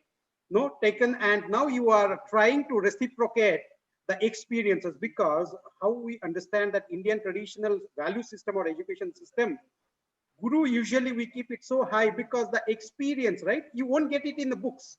You get it into the experience. The experience plays a major role in mentoring. That's how Seshasdripuram group of institution is collaborated with MentorX to get people like you, so that our kids or at Karnataka, we jointly can do wonders to mentor, as he correctly told Munish, that 5-year-old girl, Avika, how she is doing. And Nancy is mentoring from the age 4. So like this, thankfully, Nancy, 100 years at the moment, we told Nancy, madam, immediately she is on the camera. So Nancy, madam, if you could speak with Dilip sir, because he holds you so high that she wants to meet you, and then we can do wonders. So we all 4 are here. So definitely we'll do lots and lots of wonders. Thank you so much, Dilip. Thank you so much, Professor Shantanu sir. And it was indeed a pleasure hearing you, Dr. Dilip. You touched the right chord. I feel, maybe staying towards roots and getting to the crux of the holistic education. I am passionate about holistic education. I'm passionate about life skills, and surely it all starts with our thoughts. The design thinking, the critical thinking is now just the buzzwords. But if we know at your age, at our age, at my parents' age, it was just not like that. So believe me, the more we are focusing upon the technology part and all that stuff, but we need to concentrate and stay rooted, ground rooted, as you just said. I totally loved each of your slide, and I pay deeply humbled, as you are the ones who are giving encouragement to not just the youth, to me too, as you've applauded me several times. And I feel wonderful that I'm on a right mission, probably spreading life skills all over. No doubt about that. I just told Munish that I wish to meet you someday. I don't know where you are based. Thanks to this, this virtual thing, that we could at least meet here. But I wish to, and I would be very happy to work with you, Nancy. Because thank you, sir. It's indeed a pleasure. You can see my white beard, and I'm sure you are the age of my daughter. So it would be fun to learn from you. Wow. One of the secrets of staying young at my age is to interact with younger people. Wow. What a wonderful thought process. Sorry to interrupt, Dr. Jindal. I'll say the secret of wisdom at my age is to be connected to the people like you, sir. So that's the way. Even I was going to say the same. That's wonderful. And it's indeed great. And Dr. Club. But Dr. Dilip, Dr. Nancy is based in Delhi and she's very well traveled. Along with, we have our Center of Excellence in Bangalore with Seshasdripuram First Grade College itself. So we can meet in any part of the globe, Bangalore, Mumbai, Delhi, wherever you're comfortable. And Well, for sure, Dr. Shant, I'm based in Pune. Wow, wow, great. So someday it could be possible that me, Dr. Shantanu, Dr. Nancy, we all are coming down and being your guest, and you would be like, oh, they all three have showed up here. I'll wait for the day. Wonderful, wonderful. We are going to connect. And Dr. Dilip, there is another favor we need. Tomorrow we have at 4:30, we have honoring ceremony and the validity session. So please, if you can join us from 4:30 to 6:30, anytime for 5-10 minutes, it would be great. Thank you, sir. Thank you with my folded hands. Join. I'm sorry for yesterday. I was caught up in another webinar, which was a commitment. So that's all right. We understand. And with my folded hands, I am grateful to you. Thank you, sir. Thank you. Thank you. Thank you so much, sir. Lovely meeting to you. Thank you. All of you. Thank you, sir. So thank you, Dilip ji, on behalf of Seshasdripuram First Grade College, North Bangalore Science Forum, MentorX, then Global, Hover Robotics, Indian Institute of Science, Karnataka Science and Technology, Academy Research Foundation of India, and our 90-year-old trust, Seshasdripuram Educational Trust. We wholeheartedly thank you for your golden nuggets and your experience, what you shared, and to be deep-rooted. We really loved you, sir. Thank you so much. Thank you. See you tomorrow at 4:30. Thank you, sir. Definitely. Wonderful. Wonderful. And now we next have Mr. Manoj Kumar, the biotechnologist from India. Mr. Manoj, if you can kindly turn on your camera and we can see the Mr. India from India. Manoj, sir. Yeah, he is there. Wow, yeah. Wow. See, he's the man, and the best part about Mr. Manoj is that he's the biotechnologist, he's an educationist, he's a philanthropist, but he's the man with the hat. I adore him. The very first time I really want to let know that how me and Manoj sir connected. I adored him for his hat. That was we were complete strangers. I went on to him, I shook hands, and I just complimented him on his hat. And that is how we got connected and we became friends. And you will always see him with hat. I don't know whether he's even sleep. There was a question asked to Mr. Bachchan one day that Mr. Bachchan, do you sleep with the suit, with the tie on? So I really want to know, do you sleep with the hat on? No. I don't sleep with the hat on. Wonderful. You can see me. Yeah. We can see you without the hat in the night, right? Yes. You can see me without the hat when I am offline. It's not something that I wear all the time. Great. So Mr. Manoj is a wonderful human being, very deep rooted into biotechnology, into education, and he's running multiple philanthropic initiatives, and he has Power in Me Foundation as well. More than that, these are his initiatives. More than that, he's a wonderful human being in himself. A thorough gentleman, building legacy for himself, carrying so much of expertise and knowledge. And that is the reason that he's here with us. And I'm humbled and blessed that, I just sent him another text and he joined us.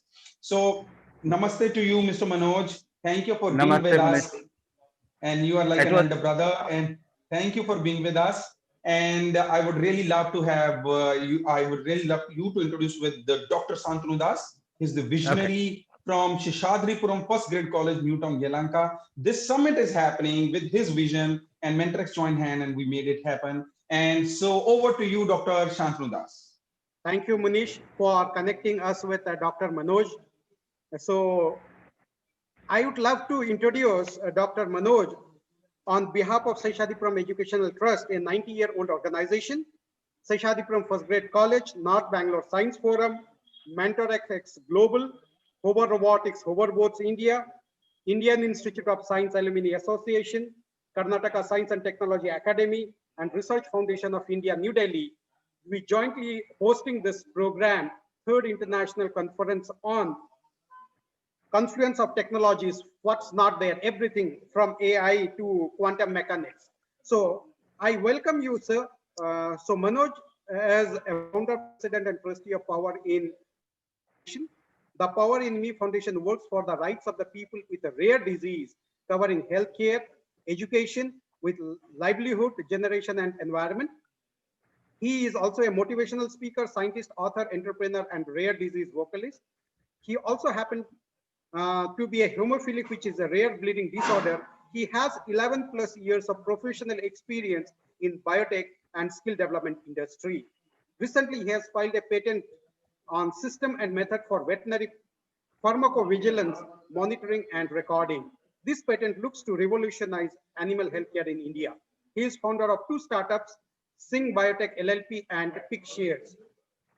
In February 2020, he launched his autobiography titled Power in Me, where he shares his life journey, his thought process during each challenges of life, and how he will remain positive.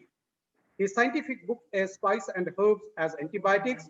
His scientific research paper published many where he has also experience and training in various scientific techniques like cytogenetics, molecular genetics, microbiology, pathology, environmental impact assessment for wind energy. He has been imparted training at Panchayat level, working as a guest faculty at SEDMAP in Singrauli district of Madhya Pradesh on different topics, and also imparted training to Krishi Mitra in Singrauli district, Madhya Pradesh on organic farming. He has even imparted training to new entrepreneurs from DTIC Singrauli. He has been awarded with a Rex Karambit Chakra Award 2019, bronze medal constituted by iCongo in association with United Nations for his efforts to create awareness about rare disease and hemophilia and their rights. Welcome to you wholeheartedly, sir, to Mesmerize. Thank you so much, sir. Thank you, sir. Thank you. Thank you so much. So I think I should share my slide now, and yes, we can start. Just, yeah. Okay.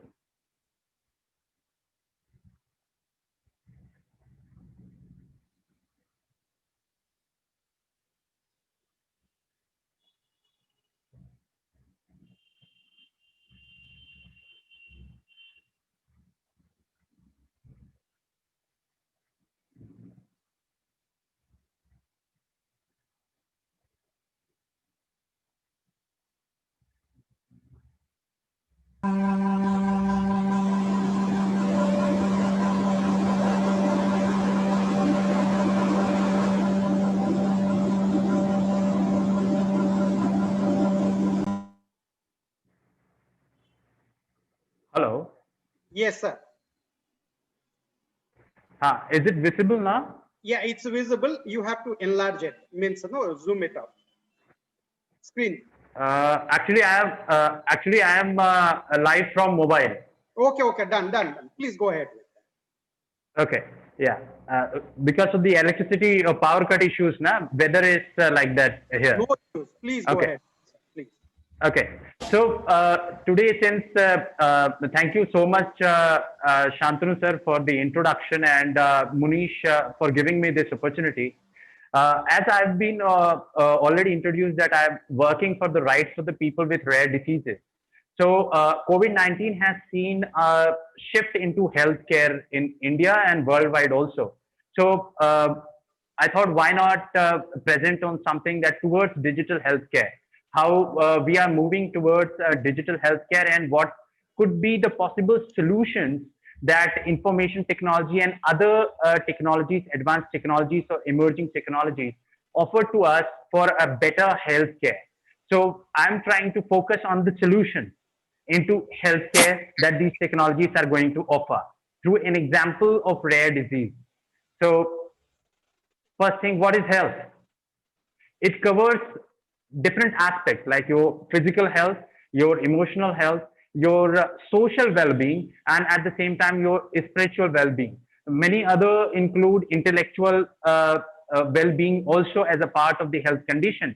Now during lockdown due to COVID-19, many have actually witnessed the impact of social well-being into health, right? Every one of us is locked down into home, and you're not able to meet people around, and social distancing is what it has led to, is that you are not able to meet your neighbor also, or even talk to them. So here the use of technology comes in, right?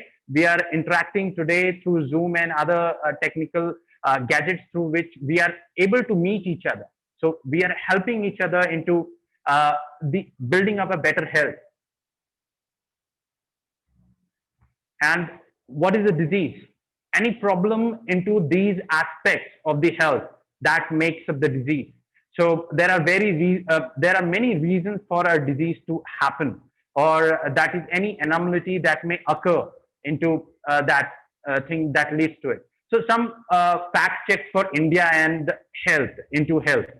So around what and here when I consider about the healthcare, I'm giving an example of rare diseases and some chronic diseases, not taking up the whole healthcare as a whole, but a small part of the health, because there are contagious diseases, communicable diseases, non-communicable diseases. But here my focus is on the rare diseases, which again is part of the society, but nobody is aware of it. Very few people are aware of it. Those who are suffering, only them.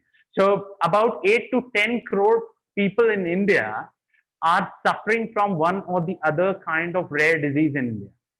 And when you take up a population of combine their family members, that rounds up about 40 crore people. So when we talk about 130 crore population, that is for India, that means it is almost 1/3 of the population of India is suffering because of one or the other type of rare diseases. And as per World Health Organization, 95% of the rare disease, any of the rare diseases, they don't have any kind of treatment available. And only 5% have treatment available, and that too is very costly.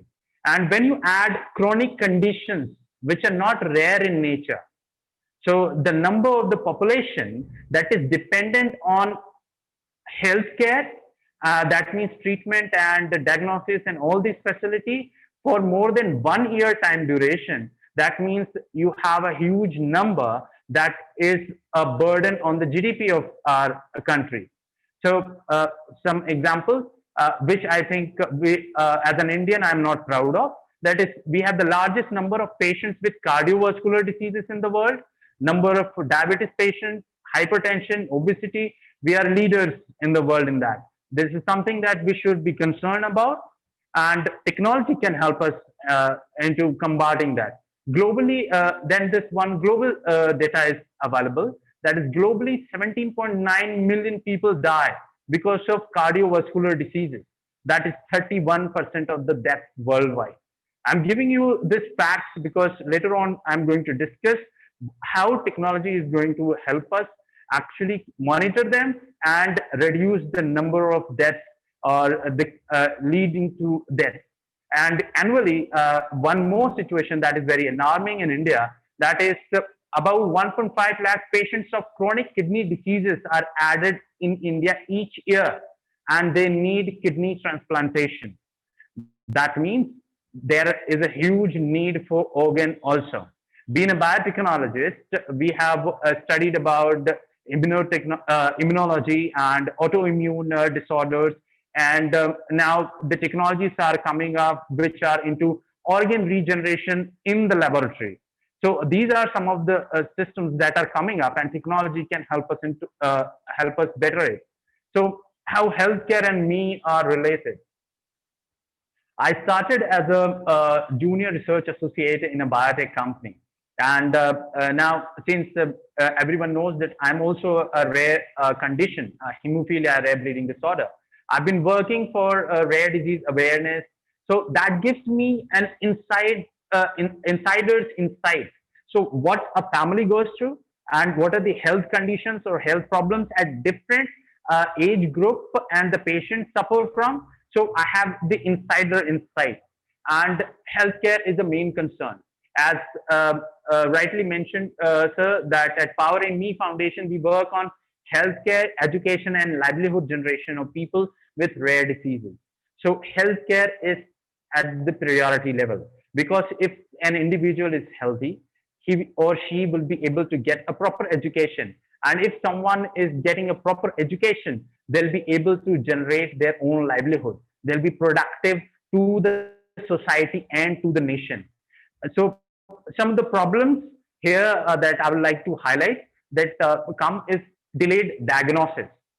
Many of the rare conditions, rare diseases patients, they have delayed diagnosis because the symptoms of these diseases are, let's say, similar to many other known diseases, which again, that requires around about, in America only, 4 to 5 years is required, and multiple experts are required to diagnose a particular genetic condition or a rare disease.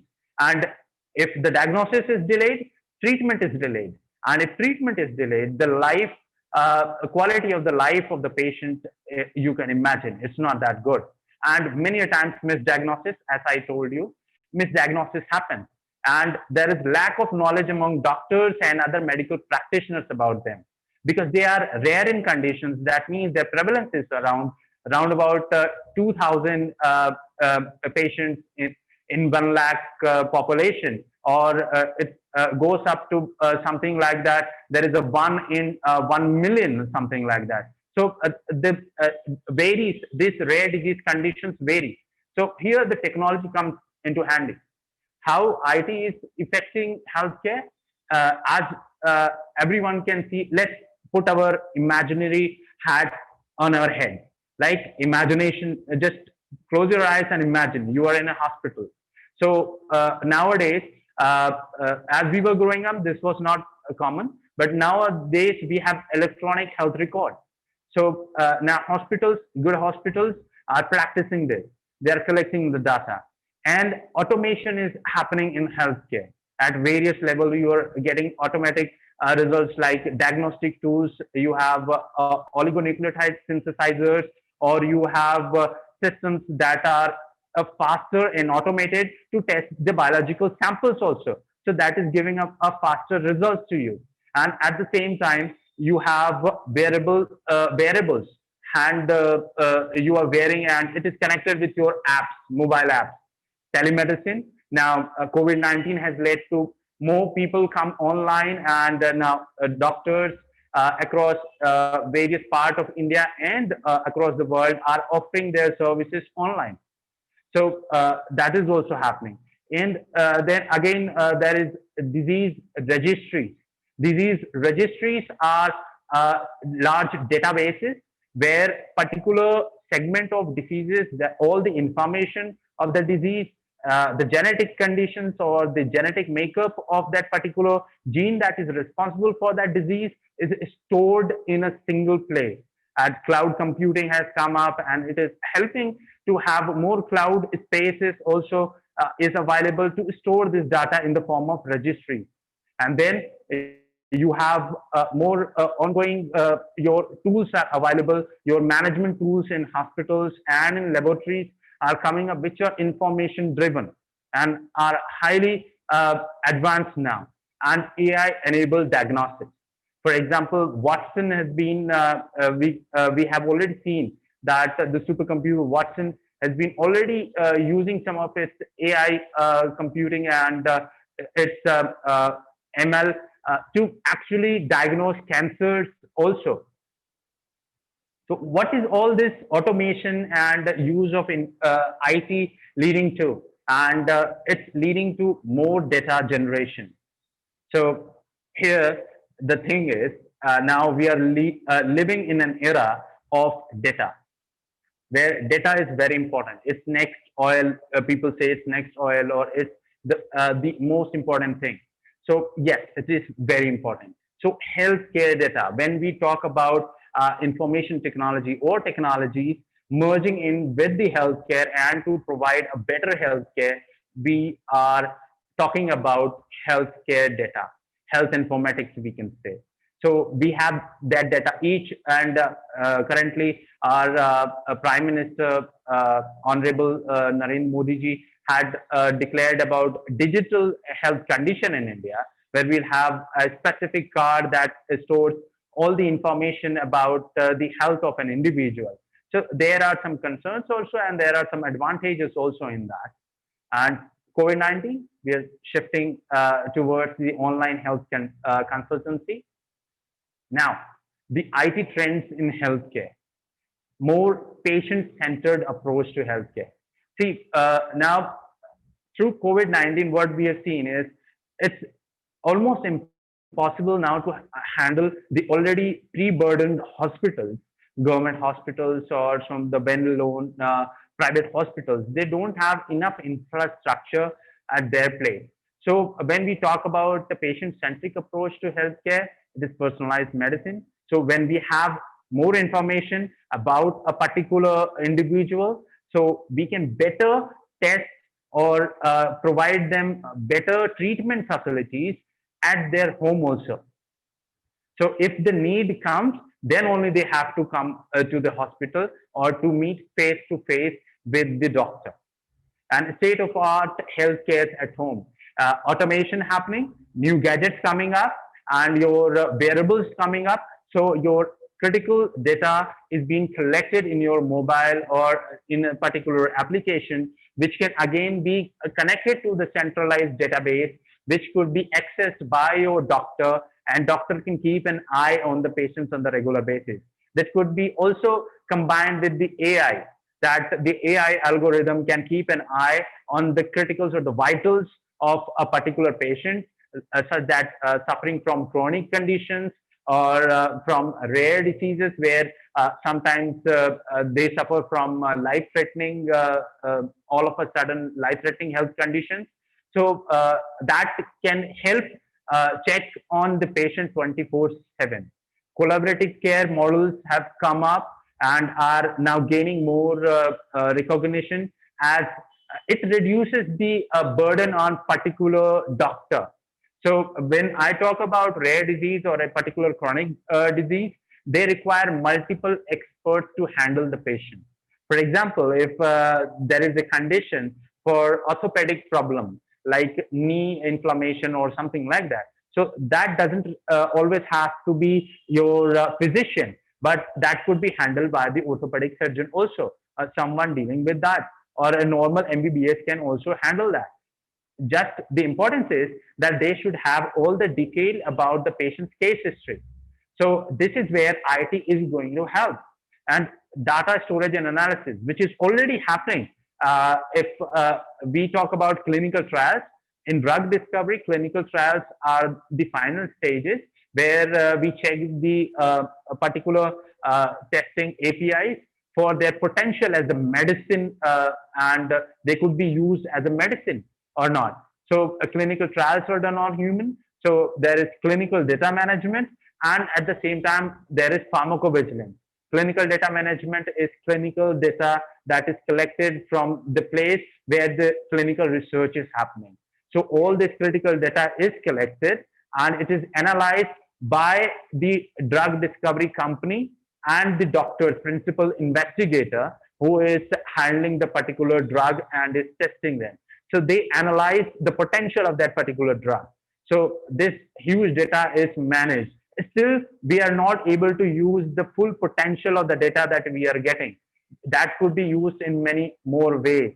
And pharmacovigilance is helping to keep an eye on the drug safety, whether the drug once released in the market is safe or not. And through COVID-19, what we have found out that in the urge to develop faster vaccine and come up with better vaccines in a short time duration, pharmacovigilance is one thing that is sure to help many companies and is going to reduce the cost of new drug development. Why? Because when many of the drugs have the potential, if they have any side effect or anything, you are reporting it, right? And many of the drugs have been shown to be of use in some other medical condition other than what they have been initially analyzed or detected or tested for to check that particular health condition. So you will have more potential drugs coming up which have more use. You will have more use of them into other disease handling or other health condition. Application of blockchain technology, as we talk about why it is important, we talk about the data security. It is very important because in healthcare, when you are generating a huge amount of data, that needs to be protected so that any misuse is not happening. And now continuous reporting and feedback mechanism, as I already explained about the pharmacovigilance and it's what it is having the potential. Then how IT can transform healthcare. This I'm trying to give some examples like personalized medicine, as I told earlier, with efficiency in data storage and analysis for the patient history We have all the information about a particular a patient. Let's imagine there is an avatar of a patient. Take me as a patient. There is a complete genetic information about me, and what are the different allergies, or what is the genetic information or the gene where the defect is, and that is causing the disease to me, or whether there are any lifestyle related disease to me that could be abated or removed if we just change the lifestyle. So much better way of delivering the healthcare could be given to the individual through this data that we are collecting, and advancements into biosensor technology and information, Internet of Things, and into the wearable gadgets. Yes, this is one thing that I love, and is also part of my project that I'm working on, that my patent that I have filed. The complete product that when we develop, this is also one of the part of it, but that we are using in the animal healthcare part. So hopefully in future we'll once because our product is phase by phase development. So we are looking for technology partners into this aspect also. There, this could be used in animals, and again in humans also. We are already using. There are many places where you are using wearables. You have gadgets. You have smart watches which are monitoring you, which are able to help you. So how this biosensor technology works? Biosensors are something that actually detect minor changes into your chemicals in your body, that is your body is producing. Your sweat is also a chemical that comes out from your skin, and nerve changes or pulsation that is happening. We already have an oxyometer available, which you just put in your thumb, and it tells you about the oxygen level in your body. So these are biosensor technology examples, and they are evolving. And once it is combined with the IoT, Internet of Things, the information could be sent to the doctors or the clinics where the patients are registered, to help keep an eye on the patient, especially if they are critical disease patients, like in chronic diseases or in rare conditions. And for example, AI-enabled sensors can send the data to the gadget where it can be analyzed for the change in important biochemicals, as I told you. And one of the recent examples is that FDA, Food and Drug Administration in US, just approved AI-powered software which can help medical professionals capture without specialized training in ECG, ultrasound images. So, and which is acceptable as per the diagnostic quality. So when we talk about it, any disease, so the first important part is disease diagnosis. If you're not properly able to diagnose the disease, how you are going to carry out the next step, that is the treatment of the disease. So it is very important. So as technology is evolving and more automation is happening and more application-based or information technology-based applications and softwares are coming up and are combining with the gadgets, we are getting more better portable gadgets coming up, which could be used for more easy diagnosis, actually even at least physical diagnosis that are required. So faster screening of the potential APIs, as I told during the drug testing and in silico environment, bioinformatics as an important part of biotechnology, where we use the information about the different components, as I have already worked on different metabolites of the plants. So plants have a potential into drugs, and so these are APIs, active pharmaceutical ingredients. So at in silico level, in bioinformatics, we already have the computer-aided drug designing, where the computer softwares are used to check the structure of that chemical structure of that particular potential drug that we are talking about, the API. They bombard it with the potential, let's say, virus is there. The virus has some of the receptors. We try to combine it there, and then we try to analyze. And that is how it is also helping reduce the time period that is required to develop a particular drug. many of in coming future, we are going to see many of the drugs that are going to come through this particular process. Then genomic sequencing techniques, the Human Genome Project. It was one of the biggest projects that was taken. And now, as more data is coming up, it's storage and rerunning the test samples. For example, let's say a sequence of the patient is stored and their children's sequence data need to run to analyze. There are some of the disease that are passed on from the parents to their children. For example, in genetic diseases, some are X-linked diseases. That means the mother is a carrier and that is passed on to their children. So the son becomes a patient, or if he receives the defective X chromosome, and the daughter becomes the carrier if she receives the defective chromosome. Now, how do you come to know about it? Because it needs to be managed, right? So once you have done the genome sequencing or the DNA sequencing of the parent, so when the child is born, you can always rerun and analyze that whether the child is also suffering from the disease, and then the parents or the family can take the decision. This is again coming up, that is called genetic counseling. That is an important part of healthcare to handle diseases, chronic diseases, and genetic based diseases like rare diseases that I'm talking about. Then use of IT along with the advanced diagnostic tools for disease can help map larger population. Now, there are a prevalence of a particular disease into the society or some section of the society. Information technology, when we go to a digital part, it is important. So we can map large number of population for a particular disease prevalence. And when we have the genetic information, we can check for their proneness to particular type of disease. Because already through Human Genome Project, we have been able to decipher what particular gene is responsible for what type of a protein, and many protein abnormalities are leading to diseases.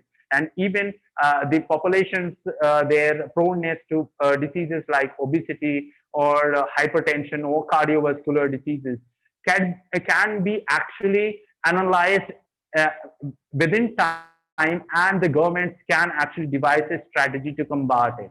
So people could be advised for a particular change in the lifestyle, and if again there are environmental issues. So often we miss environmental factors. While we were learning genetics during our study time. So the important factor is our genes are prone to the environment that we live in. Within our body, when we talk about our body has genes for all good things and diseases also. So when the environment where we live, whether the food we take, whether the environment pollution level outside, the water we drink, and things we think, or people who we come along with, so they all affect our overall health. So where it is impacting our genes. Genes are responsible for the production of the proteins and all those important biological chemicals that are running our entire body. So a well-planned framework and biological evidences can be put at one place. We can analyze, let's say, a region X that is having this pollution level and the amount of, let's say, heavy metals into the water and soil, and what genetic changes it is bringing to them, that particular population, and what are the disease condition in that. Then this type of similar thing is now about to happen in ABC region. So because we have already got a framework and we have already analyzed that this type of thing can lead to this type of disease condition. So the governments can make a better result and can inform the local authorities to make or bring about a proper change into the area, such that it doesn't affect the health of an individual into that area, because we need healthy individuals for a healthy country and to grow. Then hospitals right now, many of the hospitals have data that is not analyzed properly. Why? because right now how they are storing it, it is stored as a customer which has come to the hospital for particular product and service. So they know about the disease and what would the treatment be given, but that has not been evaluated for the research aspect that could have a better effect on handling the overall the healthcare of individuals with a similar type of health condition. And it has huge potential for both hospital management and healthcare policy makers, because along with the clinical researchers to focus on particular type of disease prevalent in that region, it can help combat them too. Now, clinical research, as I've been talking about it. So when a particular drug is tested on an individual, it is tested for a particular time period.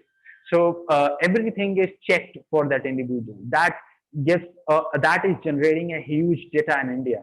And still, when we talk about clinical research, India is not at par with some of the other countries in the number of clinical research, but our regulations are quite stringent, and that makes us a better place.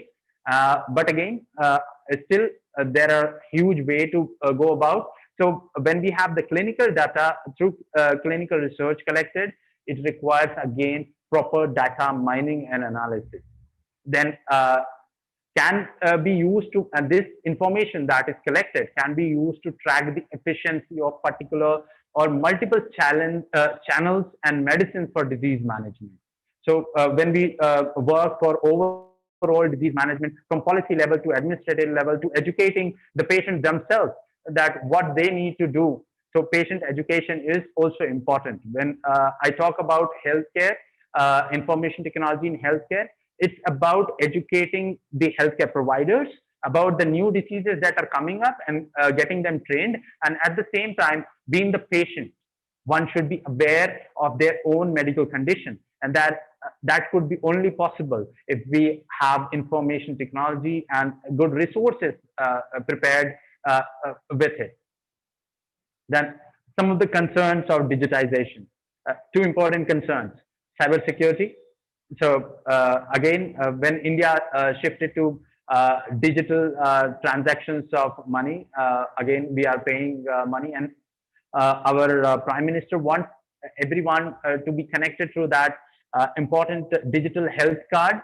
So the concern arises is of the cybersecurity. So again, that means that can be handled by the government through a proper policy that protects its citizens at the cybersecurity level, such that there, again, the second point is because there are chances that the insurance companies and the employers can unethically use the healthcare information. So sometimes there are organizations which are paying for the insurance of their employees.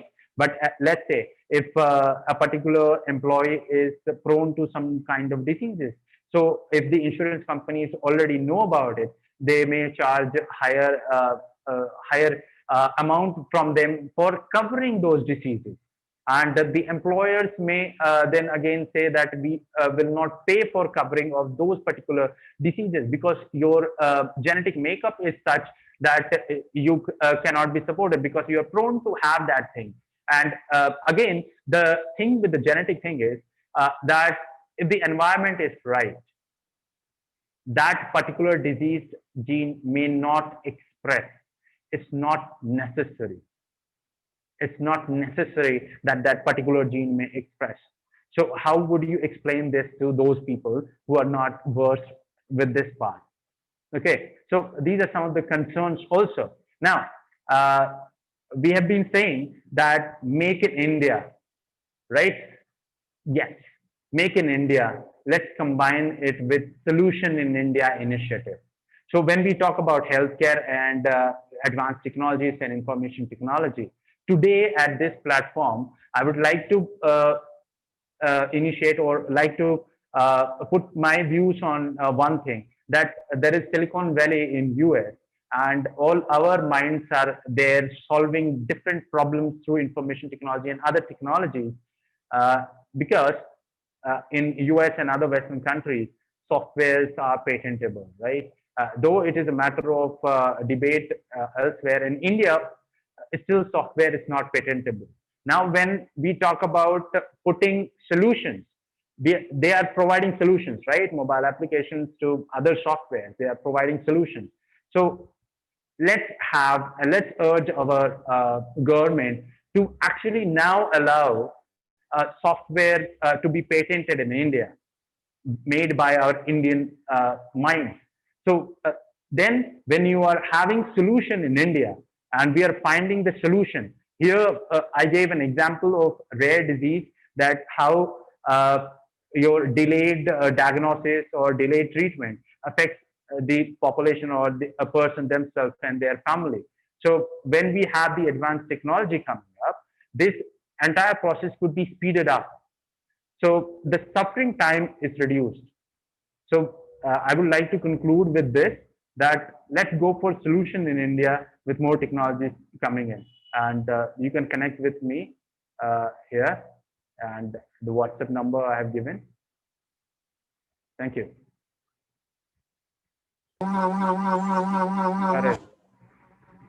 Wow, that's a wonderful session by Mr. Manoj.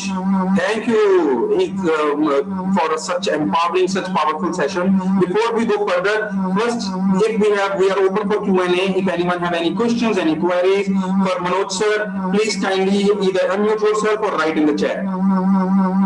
He's right here. Otherwise, then we will wind up for the lunch. Anyone have any queries in the chat, or you can unmute yourself.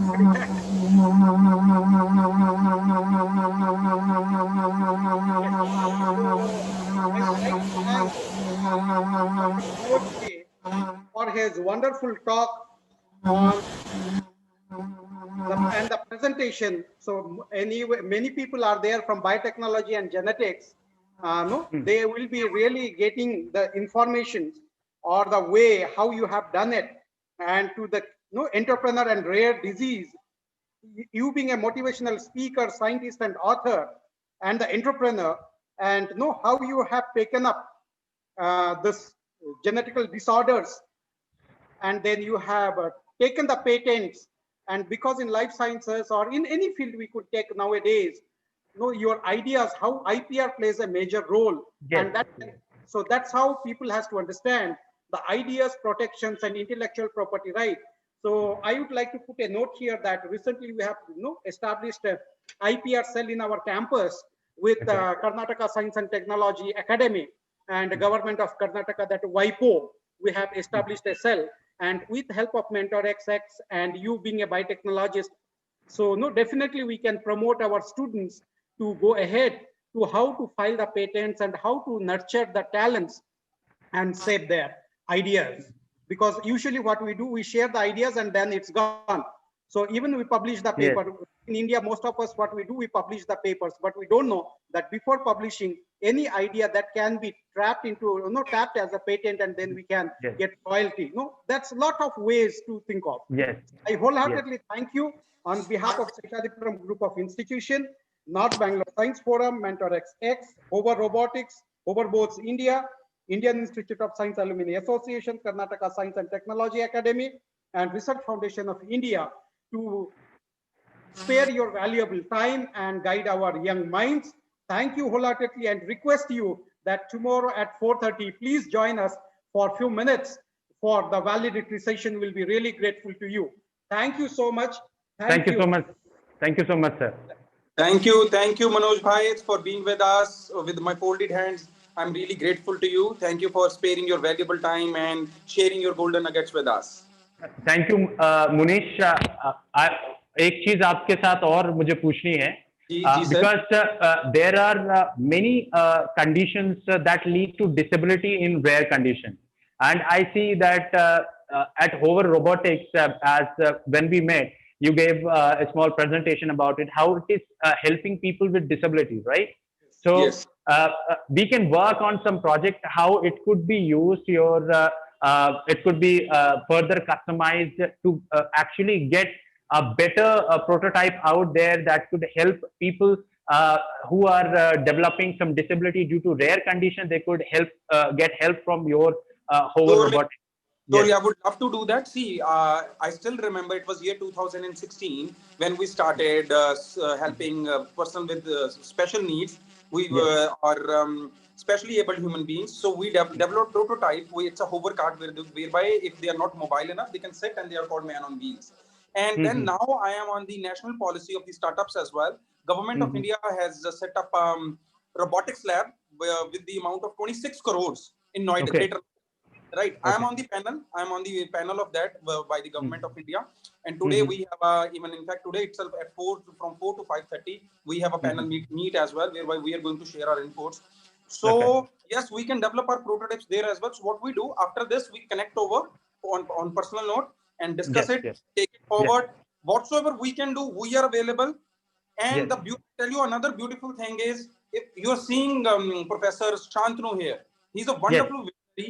You know, the good point about him is, even if you ask him, Professor Shantanu, hey, let's jump from a 90-story building and we'll start flying.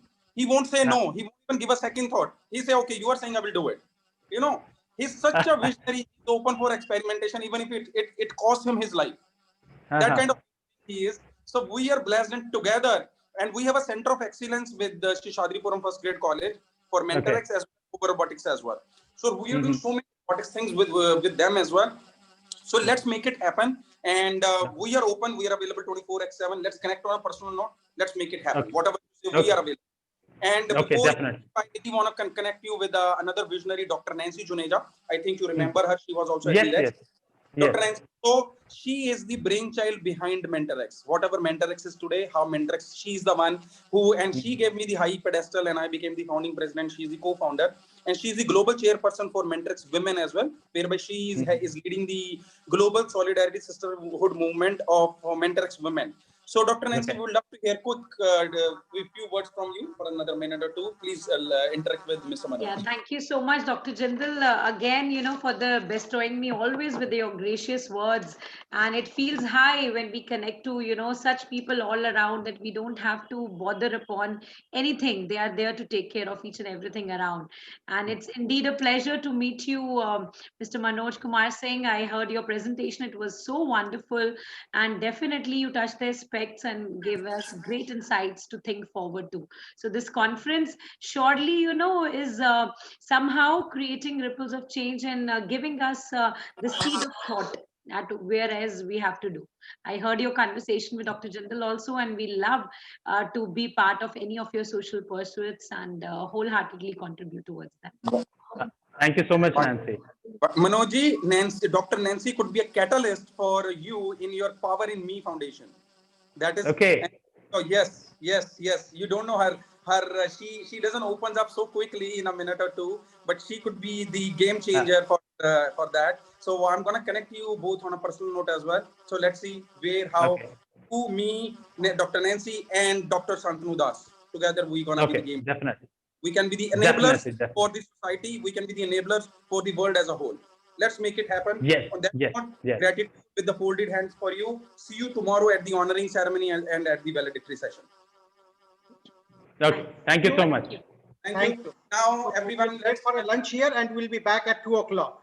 So, Dr. Shantanu, how about if we don't turn off the meeting? Because let's leave it on, and if you can pause it, or do we really want to turn it off because it's just half an hour? No, if we do, no, because the session, no, then the internet, no, that because now the data. Okay. Save the data. Exactly. No Save. then everyone, you don't go anywhere. You stay tuned. Have your lunch in front of your laptops and your mobile phones. Stay tuned. Sharp 1:55. We're coming back with Mr. Khalil Bauza from Spain, Maggie Weber from Australia, and Mr. Manivanan from Larson and Toubro. There is a very, very wonderful high lineup ahead waiting for you. You have no clue the kind of power-packed sessions you are going to see. Maggie Weber is going to speak about cryptocurrency. You can make your own currency at home. Imagine your own currency at home, guys. See, money is all about mullahs. And then Mr. Manivanan is going to talk about humanoids. And Mr. Khalil Bauza, again, a surprise package. So stay tuned, 1:55 right here. Thank you. Namaste. Thank you. Namaste. God bless all of you. Thank you.